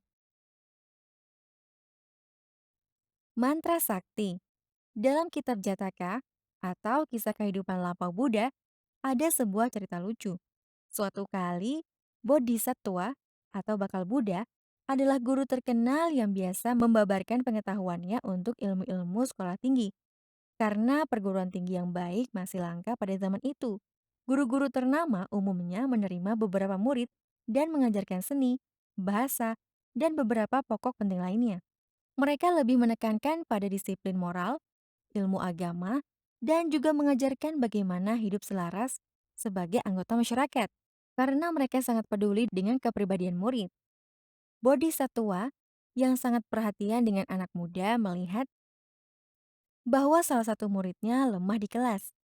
Alih-alih memberikan tekanan, ia mencari jalan lain untuk membolehkan muridnya yang lemah ini memiliki mata pencaharian. Suatu hari, ia memanggil muridnya ini dan memberitahu bahwa pendidikannya telah cukup baik dan bahwa waktunya telah tiba baginya untuk berumah tangga dan mencari nafkah. Berkenaan dengan itu, Bodhisattva mengajarinya suatu mantra sakti untuk diucapkan bila perlu. Murid ini merasa sangat gembira atas kebaikan gurunya. Ia kemudian berpamitan dan pergi dengan penuh harapan dan keyakinan akan masa depannya. Memperhatikan apa yang telah dipelajarinya, ia memusatkan lebih banyak perhatian pada mantra yang diberikan gurunya daripada mencari kerja lain. Kata-kata dalam mantra ini mempunyai arti yang berbeda-beda bergantung pada situasinya. Suatu malam ketika sedang tidur di luar rumahnya, ia mendengar suara orang sedang menggali tanah di sekitar rumah. Ia terbangun dan mulai membaca mantra. Gali, gali, kenapa kau gali? Mendengar suara ini, orang-orang yang sedang menggali membuang peralatan mereka dan lari terbirit-birit. Mendengar kegaduhan ini, ia turun dari tempat tidurnya dan pergi melihat apa yang sebenarnya terjadi. Sungguh terkejut ia ketika melihat sekotak emas kepingan. Para pencuri tadi agaknya pernah mengubur hasil curian di tempat itu dan sedang menggalinya kembali. Lalu ketakutan ketika mendengar mantra tersebut. Anak muda itu sungguh beruntung menemukan kembali emas itu. Raja yang mendengar anak muda ini memiliki mantra sakti yang bisa menghalau perampok, mengundangnya untuk tinggal di gerbang istana. Suatu hari, ketika ia sedang tidur di sana, Ia terbangun oleh suara orang sedang menggali. Langsung saja ia membaca mantranya. Gali, gali, kenapa kau gali? Mendengar suara ini, para pencuri yang sedang mencoba mencuri di istana segera kabur. Mendengar keributan ini, penjaga gerbang dan pengawal mengejar dan menangkap para pencuri itu. Mereka menyadari bahwa mantra anak muda itu telah membantu mereka menangkap pencuri. Ketika raja mengetahui kejadian ini, ia mengundang anak muda itu ke istana dan mengangkatnya sebagai salah satu ajudannya. Suatu ketika ada komplotan yang berencana membunuh raja untuk merampas tahta. Panglima meminta tukang cukur istana untuk memotong tenggorokan raja ketika sedang bercukur dan menjanjikannya hadiah besar. Esoknya, tukang cukur datang ke istana seperti biasa untuk mencukur jenggot raja. Ia mulai menyiapkan pisau dan mengasahnya dengan batu. Ketika ia sedang mengasah, tanpa prasangka, raja mengucapkan mantra yang saat itu berarti, "Asah, asah, aku tahu kenapa kau asah." Tukang cukur sangat ketakutan dan pingsan. Raja tidak tahu ada komplotan yang berniat membunuhnya. Setelah tukang cukur siuman, raja bertanya kepadanya apa yang terjadi. Raja sungguh kaget ketika tukang cukur mengaku bahwa ia disuruh membunuh raja oleh panglima. Langsung saja, raja menjatuhkan hukuman mati kepada panglima dan anak muda yang mengajarinya mantra sakti dinaikkan pangkatnya lagi. Jika para orang tua dan guru berusaha memahami kapasitas mental, kebiasaan bawaan, dan bakat anak mereka, tak akan ada kesulitan dalam membina mereka menjadi orang yang berguna bagi masyarakat. Orang tua harus memeriksa kembali prioritas mereka. Sudah menjadi gaya bagi orang tua untuk saling membandingkan nilai akademis putra-putri mereka. Dengan segala cara, mereka mendorong anak untuk menjadi yang terunggul di kelas. Seorang anak tidak boleh dihargai hanya dari prestasi akademis. Kita mesti menerima mereka seperti apa adanya, bukan seperti apa maunya kita. Namun, inilah kesalahan umum yang tak disadari orang tua. Ini tidak berarti orang tua harus membiarkan anak tumbuh tanpa pelatihan dan berhasrat meraih yang terbaik. Mereka mesti didorong untuk menjadi unggul, tetapi hanya setelah mempertimbangkan keterampilan, bakat, dan kemampuan mereka. Manusia tidak lahir dalam keadaan yang sama. Jadi orang tua harus mengenali potensi anak mereka dan membantu anak menjadi yang terbaik di bidang potensialnya. Anak ajaib. Suatu ketika, seorang anak yang berbakat dalam bersyair lahir dalam keluarga miskin. Ia berpuisi secara spontan, bahkan ketika bercakap-cakap dengan orang lain. Bakatnya sangat mengesankan bagi orang lain, tetapi tidak bagi ayahnya, yang karena tidak berpendidikan, tidak bisa menghargainya bakat anaknya. Suatu hari, ketika sang anak menjawab ayahnya dengan berpuisi, ayahnya menjadi sangat marah dan mulai memukulinya. Ketika sedang dihajar, anak itu melantunkan puisi berikut kepada ayahnya. Aku terlahir untuk bersyair, karunia yang tak kuminta. Ku tahu kalau kau mencobanya, kau akan nikmati indahnya. Namun kalau kau tak bisa, biarlah kau layangkan pukulan itu. Orang tua harus mengenali bakat anak mereka, bukannya memaksakan keinginan mereka kepada anak. Tidak semua anak dilahirkan untuk menjadi insinyur atau dokter. Namun, jika didorong dan didukung, bakat mereka bisa berkembang dan mereka bisa tumbuh sepenuhnya. Orang tua harus menjamin anaknya mengenyam pendidikan yang baik, serta dibekali sikap moral dan etika yang kuat. Hanya dengan pelatihan spiritual dan etika yang baik, seorang anak bisa tumbuh menyadari potensi sejatinya. Francis Story, penulis Buddhis terpelajar berujar, pengetahuan diperlukan untuk sukses di dunia. Meditasi diperlukan untuk menyadari nirwana. Kemoralan diperlukan untuk keduanya. Orang tua harus mengajar dan membimbing anak, tidak hanya dengan aturan, tapi juga dengan teladan. Beri mereka pelajaran bagaimana memenuhi kewajiban dan tanggung jawab, serta bagaimana tahu rasa berterima kasih. Teladan adalah cara belajar terbaik bagi anak. bawa pulang keranjangnya. Suatu kali, ada sepasang suami istri yang hidup serumah dengan ayah sang suami. Orang tua ini sangat merepotkan karena berperangai buruk dan tak henti-hentinya mengeluh. Akhirnya, pasangan itu memutuskan untuk mengenyahkannya. Sang suami memasukkan ayahnya ke dalam keranjang yang dipanggul di bahunya. Ketika ia sedang bersiap meninggalkan rumah, anak laki-lakinya yang baru berusia 8 tahun muncul dan bertanya, "Ayah, kakek mau dibawa kemana?" Sang ayah menjawab bahwa ia bermaksud membawa kakek ke gunung agar ia bisa belajar hidup sendiri. Anak itu terdiam menyaksikan ayahnya berlalu. Tiba-tiba ia berteriak, "Ayah, jangan lupa bawa pulang keranjangnya." Ayahnya merasa aneh, sehingga ia berhenti dan bertanya, "Kenapa?" Si anak menjawab, "Aku perlu buat membawa ayah nanti kalau ayah sudah tua." Orang itu segera membawa kembali ayahnya, dan sejak itu mereka merawatnya dengan penuh perhatian dan memenuhi semua kebutuhannya. Jika kita menginginkan anak-anak kita untuk memahami arti cinta kasih, rasa berterima kasih, dan kesabaran, kita sendiri harus menjalaninya. Orang tua mesti berhati-hati jika ingin berbuat sesuatu di hadapan anak mereka. Syair berikut ini berisi beberapa petunjuk praktis seni membesarkan anak. Jika anak hidup dengan saling pengertian, ia belajar sabar. Jika anak hidup dengan dorongan, ia belajar percaya diri. Jika anak hidup dengan pujian, ia belajar menghargai. Jika anak hidup dengan keadilan, ia belajar adil.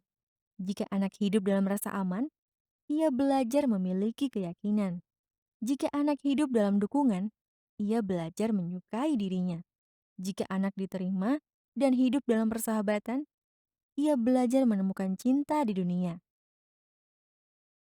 Pikiran anak begitu segar dan peka, sehingga orang tua harus sangat berhati-hati terhadap apa yang mereka ajarkan.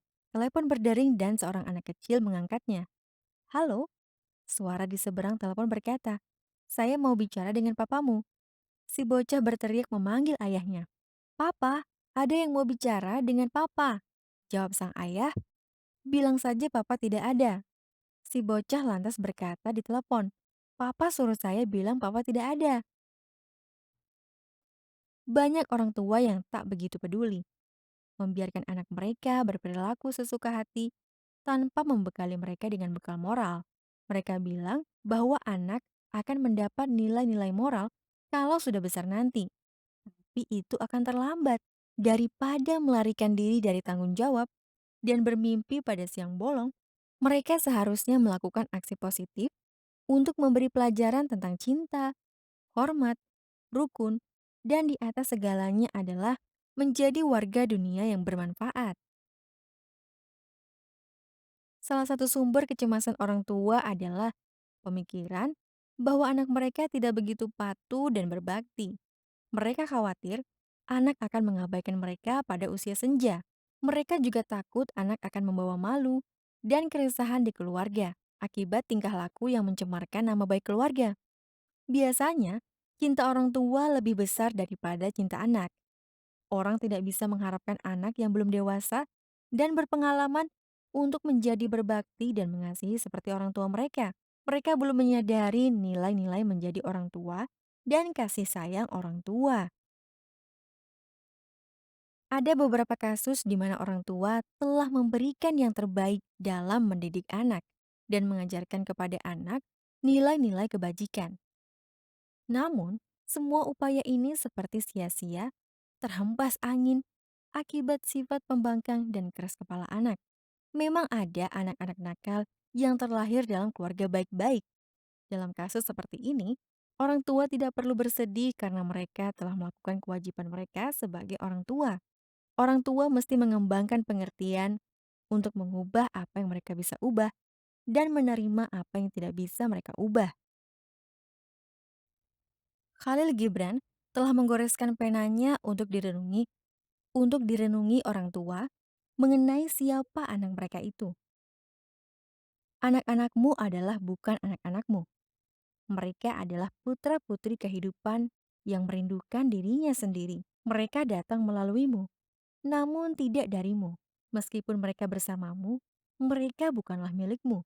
Kau boleh memberikan cintamu kepada mereka, namun tidak pemikiranmu, karena mereka memiliki pemikiran mereka sendiri.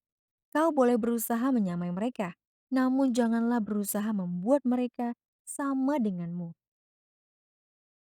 Buddha menyatakan hal yang senada. Orang yang kurang bijaksana mungkin berpikir bahwa anak dan harta adalah miliknya. Namun, bahkan dirinya sendiri bukan miliknya. Apalagi anak, begitu pula harta. Bagaimana seseorang bisa percaya itu semua adalah miliknya, sementara ia tak sanggup menguasai atau mencegah perubahan yang harus dialami anaknya, hartanya, dan bahkan dirinya sendiri. Beberapa orang tua menuntut banyak dari anak mereka yang telah berkeluarga, yang mempunyai masalah mereka sendiri, dan menanggung tekanan yang cukup berat dalam masyarakat. Jika orang tua mengeluh tentang anaknya yang tidak tahu berterima kasih, hal itu cuma akan makin menjauhkan mereka akibat malu dan rasa bersalah. Tapi, jika orang tua mengembangkan nilai-nilai keseimbangan batin, mereka akan tetap tenang dan tidak menuntut macam-macam dari anak. Ini akan membawa rasa kedekatan dan pengertian yang lebih besar antara orang tua dan anak, dan menciptakan kesatuan yang diidamkan dalam keluarga. Orang tua dalam masyarakat modern. Salah satu hal yang paling menyedihkan dalam masyarakat modern adalah kurangnya kasih sayang orang tua yang sangat dibutuhkan anak. Ketika sepasang insan menikah, mereka biasanya merencanakan memiliki beberapa anak. Begitu anak mereka lahir, orang tua secara moral berkewajiban memberikan yang terbaik kepada anak. Orang tua bertanggung jawab agar anak tidak hanya tercukupi secara materi, aspek spiritual dan psikologis juga sangat penting. Pemenuhan kebutuhan materi adalah prioritas kedua dibanding pemenuhan kebutuhan kasih sayang dan perhatian orang tua. Kita kenal para orang tua dari keluarga kurang mampu yang berhasil membesarkan anak mereka dengan limpahan kasih. Sebaliknya, banyak keluarga kaya yang menyediakan segala kenikmatan yang bisa dibeli dengan materi bagi anak mereka, tapi tak mampu menyediakan kasih orang tua. Anak-anak seperti itu akan tumbuh dalam perkembangan moral dan psikologis yang terhambat. 11. Takut mati. Hidup ini tak pasti, mati itu pasti. Oleh Buddha. Dunia takut pada kematian. Bagiku, ia membawa kebahagiaan. Oleh Guru Nanak. Begitu hidup meluncur, seperti peluru, ia mesti mencapai sasarannya, yakni kematian. Kita semua harus menghadapi fenomena alam yang tak terhindarkan ini. Suka tidak suka, lebih dini kebenaran ini diterima, kita akan lebih mampu untuk mengarahkan hidup ini demi tujuan yang lebih baik. Sebenarnya, kita tidak begitu mencemasi kematian itu sendiri, tapi pandangan salah yang kita pegang mengenainya. Kematian itu sendiri tidaklah menakutkan. Yang menakutkan adalah ketakutan terhadap kematian yang menyelimuti pikiran. Jangka kehidupan kita dikendalikan oleh waktu biologis yang terus berdetak. Ketika waktunya habis, cepat atau lama, tak ada yang bisa kita lakukan untuk memperoleh waktu tambahan. Pada waktunya, kita harus bersiap menjalani kematian yang merupakan proses alam. Seorang perawat kawakan suatu kali berkata, "Bagiku merupakan tragedi besar bahwasanya begitu banyak orang yang ketakutan menghadapi kematian, yang ketika waktunya tiba, disadari bahwa kematian itu sewajar kehidupan itu sendiri. Hanya sedikit orang yang merasa takut mati pada penghujung waktunya. Sepanjang pengalamanku, hanya satu orang yang kelihatannya takut. Seorang wanita yang berbuat salah kepada saudara perempuannya dan sudah terlambat untuk membetulkannya. Sesuatu yang aneh dan indah terjadi kepada orang-orang ketika mereka tiba di akhir jalan. Semua ketakutan, semua kecemasan, lenyap. Aku sudah sering melihat kebahagiaan menakjubkan menyingsing di mata mereka ketika mereka menyadari kenyataan itu. Itu semua adalah bagian dari kebajikan alam. Dalam kata-kata Dr. Sir William Oslet yang termasyur, sepanjang pengalaman klinis saya, kebanyakan orang mati tanpa rasa sakit dan tanpa takut sama sekali. Menjelang kematian, semua manusia dari segala jenis kelamin, ras, atau kepercayaan akan menghadapi kematian bila waktunya tiba. Tak ada yang bisa melarikan diri. Kematian adalah proses alam yang tak terhindarkan di dunia ini. Jarang kita berani berhadap-hadapan dengan pikiran akan kematian kita sendiri. Pun begitu, orang tak akan bebas dalam hidup ini, kecuali ia juga bebas dari rasa takut mati.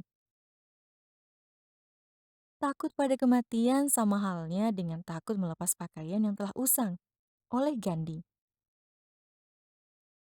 Sulit sekali kita tahan menghadapi kemangkatan orang yang kita cintai karena kelekatan kita kepada mereka. Ini terjadi pada Wisakha, seorang wanita pada zaman Buddha.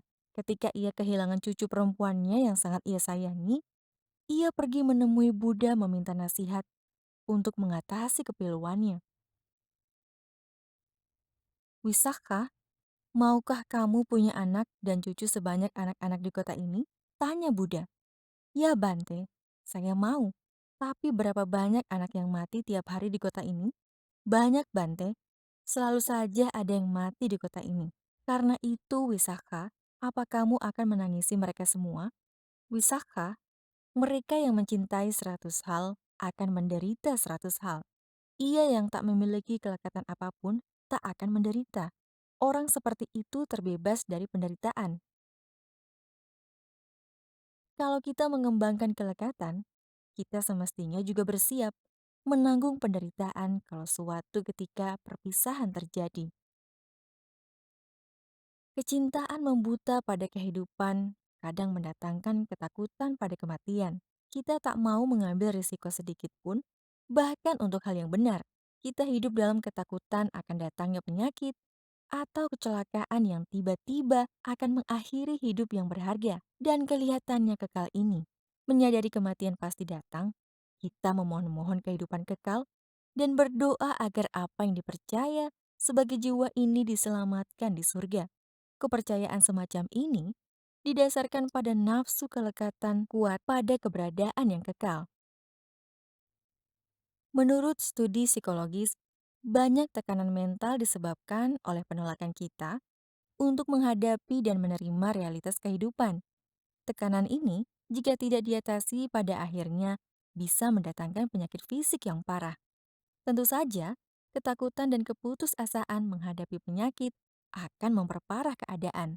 Kita tak bisa memilih dan menentukan waktu yang paling baik untuk mati, tetapi yang pasti, kita dapat memilih untuk menghadapi penyakit dan kematian tanpa rasa takut.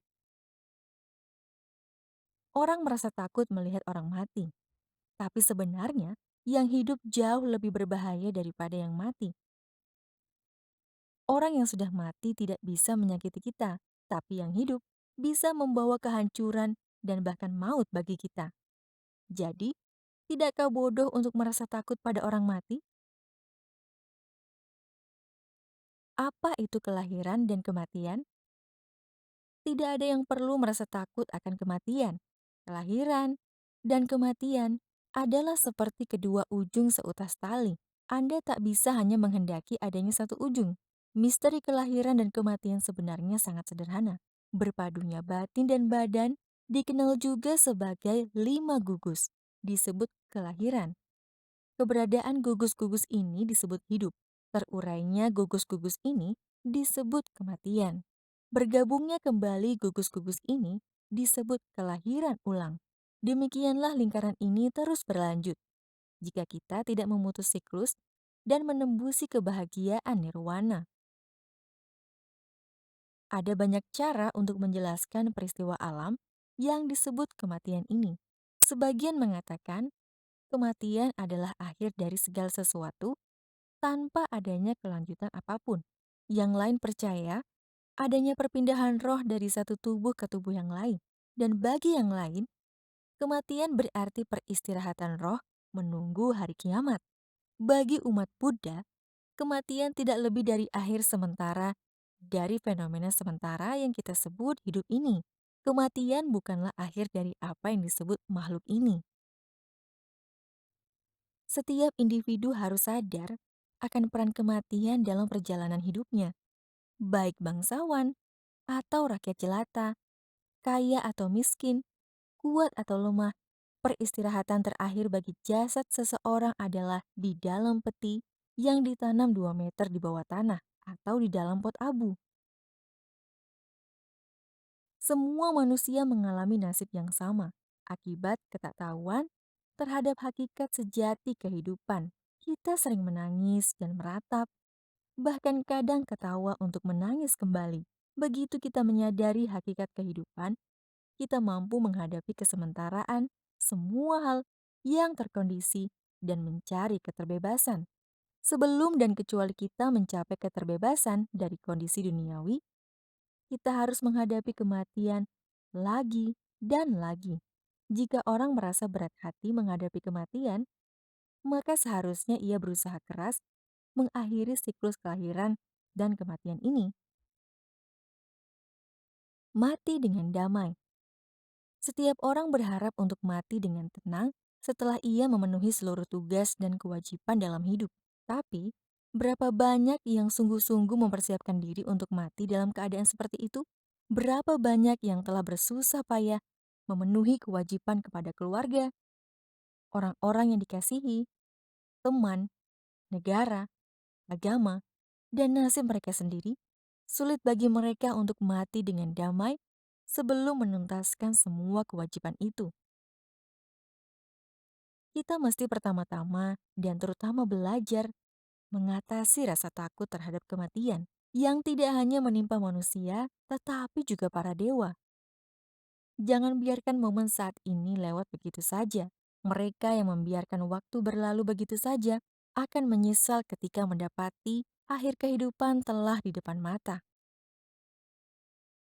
Jika orang meninggalkan dunia ini tanpa menuntaskan kewajibannya, apapun mereka itu, kelahiran mereka di dunia ini akan menjadi sia-sia karena tak membawa manfaat bagi dirinya sendiri maupun orang lain. Karenanya, kita tidak boleh mengabaikan kewajiban kita dan persiapkan diri untuk menghadapi kematian dengan berani dan damai. Suatu hari nanti, kita akan mampu mencapai keadaan tanpa kematian, di mana kita akan terbebas dari segala penderitaan. Adalah penting untuk disadari bahwa kita terlahir di dunia ini untuk melakukan pelayanan demi kesejahteraan dan kebahagiaan manusia. Kita akan dikenang atas apa yang telah kita lakukan untuk orang lain, bukannya atas apa yang telah kita lakukan untuk diri sendiri. Buddha berkata, tubuh manusia akan menjadi debu, pelayanan, dan pengaruhnya lah yang tinggal. Hal ini bisa dilihat dari karya luar biasa orang-orang besar yang masih dikenang hingga kini, yang masih bermanfaat dalam membentuk kehidupan kita, meski mereka telah lama tak berada di antara kita. Dengan kata lain, kita bisa menganggap mereka masih berada bersama kita sebagai pengakuan atas pelayanan mereka bagi kemanusiaan.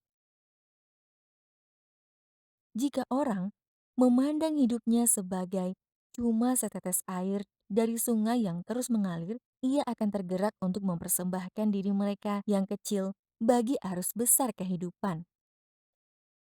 Orang bijak tahu secara intuitif bahwa untuk hidup mereka harus berusaha mencapai keterbebasan dengan memantang berbuat jahat, menambah kebajikan, dan membersihkan batin mereka. Orang yang memahami hidup menurut ajaran Buddha tidak akan pernah takut akan kematian. Saya mati hari ini. David Morris adalah seorang sarjana Buddhis ternama yang meninggal dalam usia 85 tahun. Tak lama setelah kematiannya, penulis menerima sepucuk surat darinya yang pasti telah ditulis sebelumnya dan diminta untuk dikirimkan saat ia wafat. Surat itu berbunyi seperti ini. Anda akan senang mengetahui saya mati hari ini. Ada dua alasan untuk itu. Pertama, Anda akan lega mengetahui penderitaan saya akibat penyakit berakhir sudah. Dan kedua, Sejak menjadi umat Buddha, saya telah menjalani 5 sila. Jadi saya tahu bahwa kehidupan saya selanjutnya pastilah tidak buruk. Menurut ajaran Buddha, kematian bukanlah akhir dari kehidupan, melainkan awal dari kehidupan berikutnya dalam sangsara. Jika Anda berbuat baik, Anda akan mendapatkan kehidupan mendatang yang lebih baik. Sedangkan jika Anda tidak mau terlahir kembali, Anda harus melenyapkan nafsu untuk terus eksis dan cemaran lainnya dalam batin. Kematian itu tak terhindarkan. Agak paradoks bahwa meskipun kita sering melihat atau mendengar tentang orang mati, kita jarang berhenti sejenak untuk merenungi bahwa suatu saat, cepat atau lambat, kita juga akan menjadi korban kematian berikutnya. Dengan naluri kelekatan yang kuat terhadap kehidupan dalam diri kita segan memikirkan bahwa kematian itu pasti terjadi. Walau itulah kenyataan yang tak terelakkan, kita lebih suka menyingkirkan pikiran menakutkan ini sejauh mungkin, menipu diri sendiri bahwa kematian adalah fenomena yang jauh, tak perlu dipikirkan. Kita harus cukup berani untuk menghadapi kenyataan. Kita mesti bersiap menghadapi kenyataan. Kematian adalah kejadian yang nyata. Kematian adalah realitas. 12. Jangan mencemasi masa depan. Lihatlah hari ini. Dalam waktunya yang singkat, terletak segala jenis keberadaan, aksi, cinta, perubahan. Kemarin adalah sejarah, besok hanyalah mimpi. Hiduplah saat ini. Buddha ditanya, mengapa makhluk-makhluk mulia yang telah mengembangkan batin mereka senantiasa kelihatan begitu tenang dan cerah? Beliau menjawab, mereka tak menyesali yang telah berlalu. Mereka tak mengejar yang belum datang. Saat kini cukup buat mereka, karenanya mereka begitu cerah. Merindu masa depan, menyesali masa lalu. Dengan cara ini orang dungu merana, seperti ilalang yang dibabat.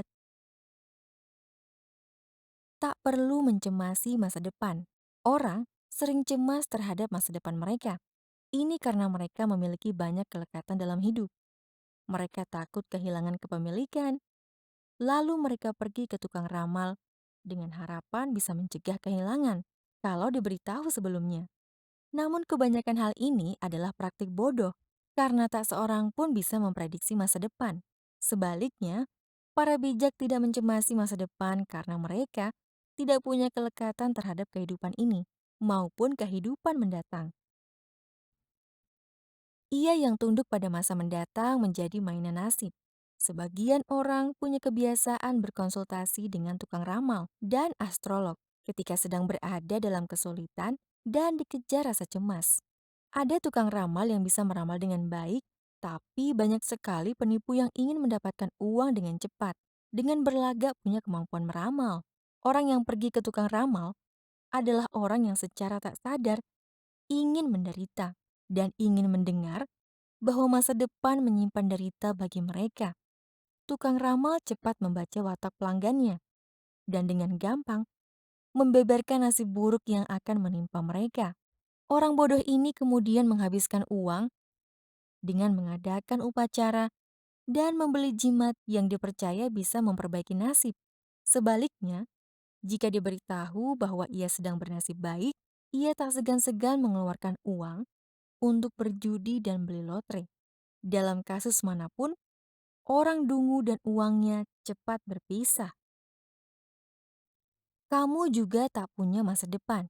Seorang peramal mengunjungi wihara dan bertanya kepada biksu, apakah Bante ingin mengetahui masa depan Bante? Biksu itu menjawab, sebagai biksu kami tidak mengkhawatirkan masa depan.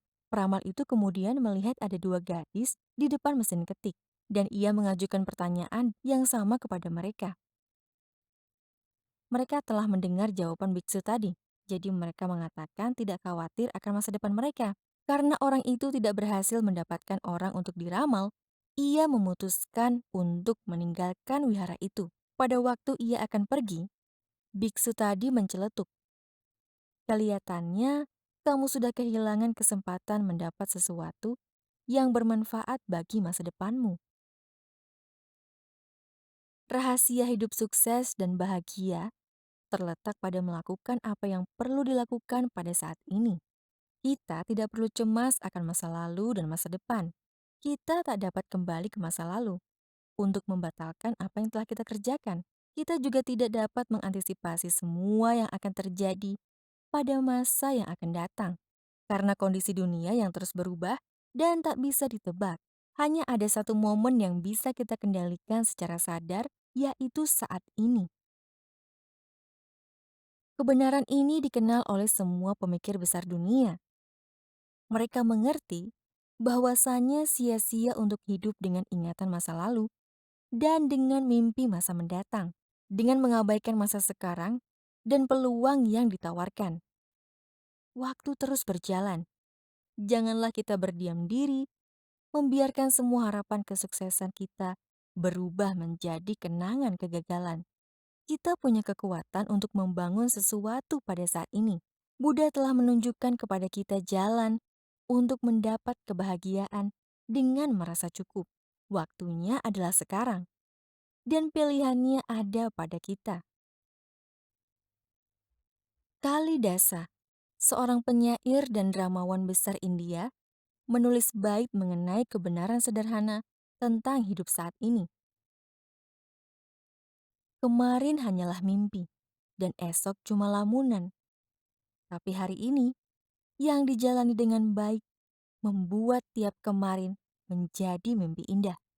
Dan tiap esok adalah harapan dan keriangan. Karenanya, jalanilah hari ini baik-baik. Mencemasi masa depan.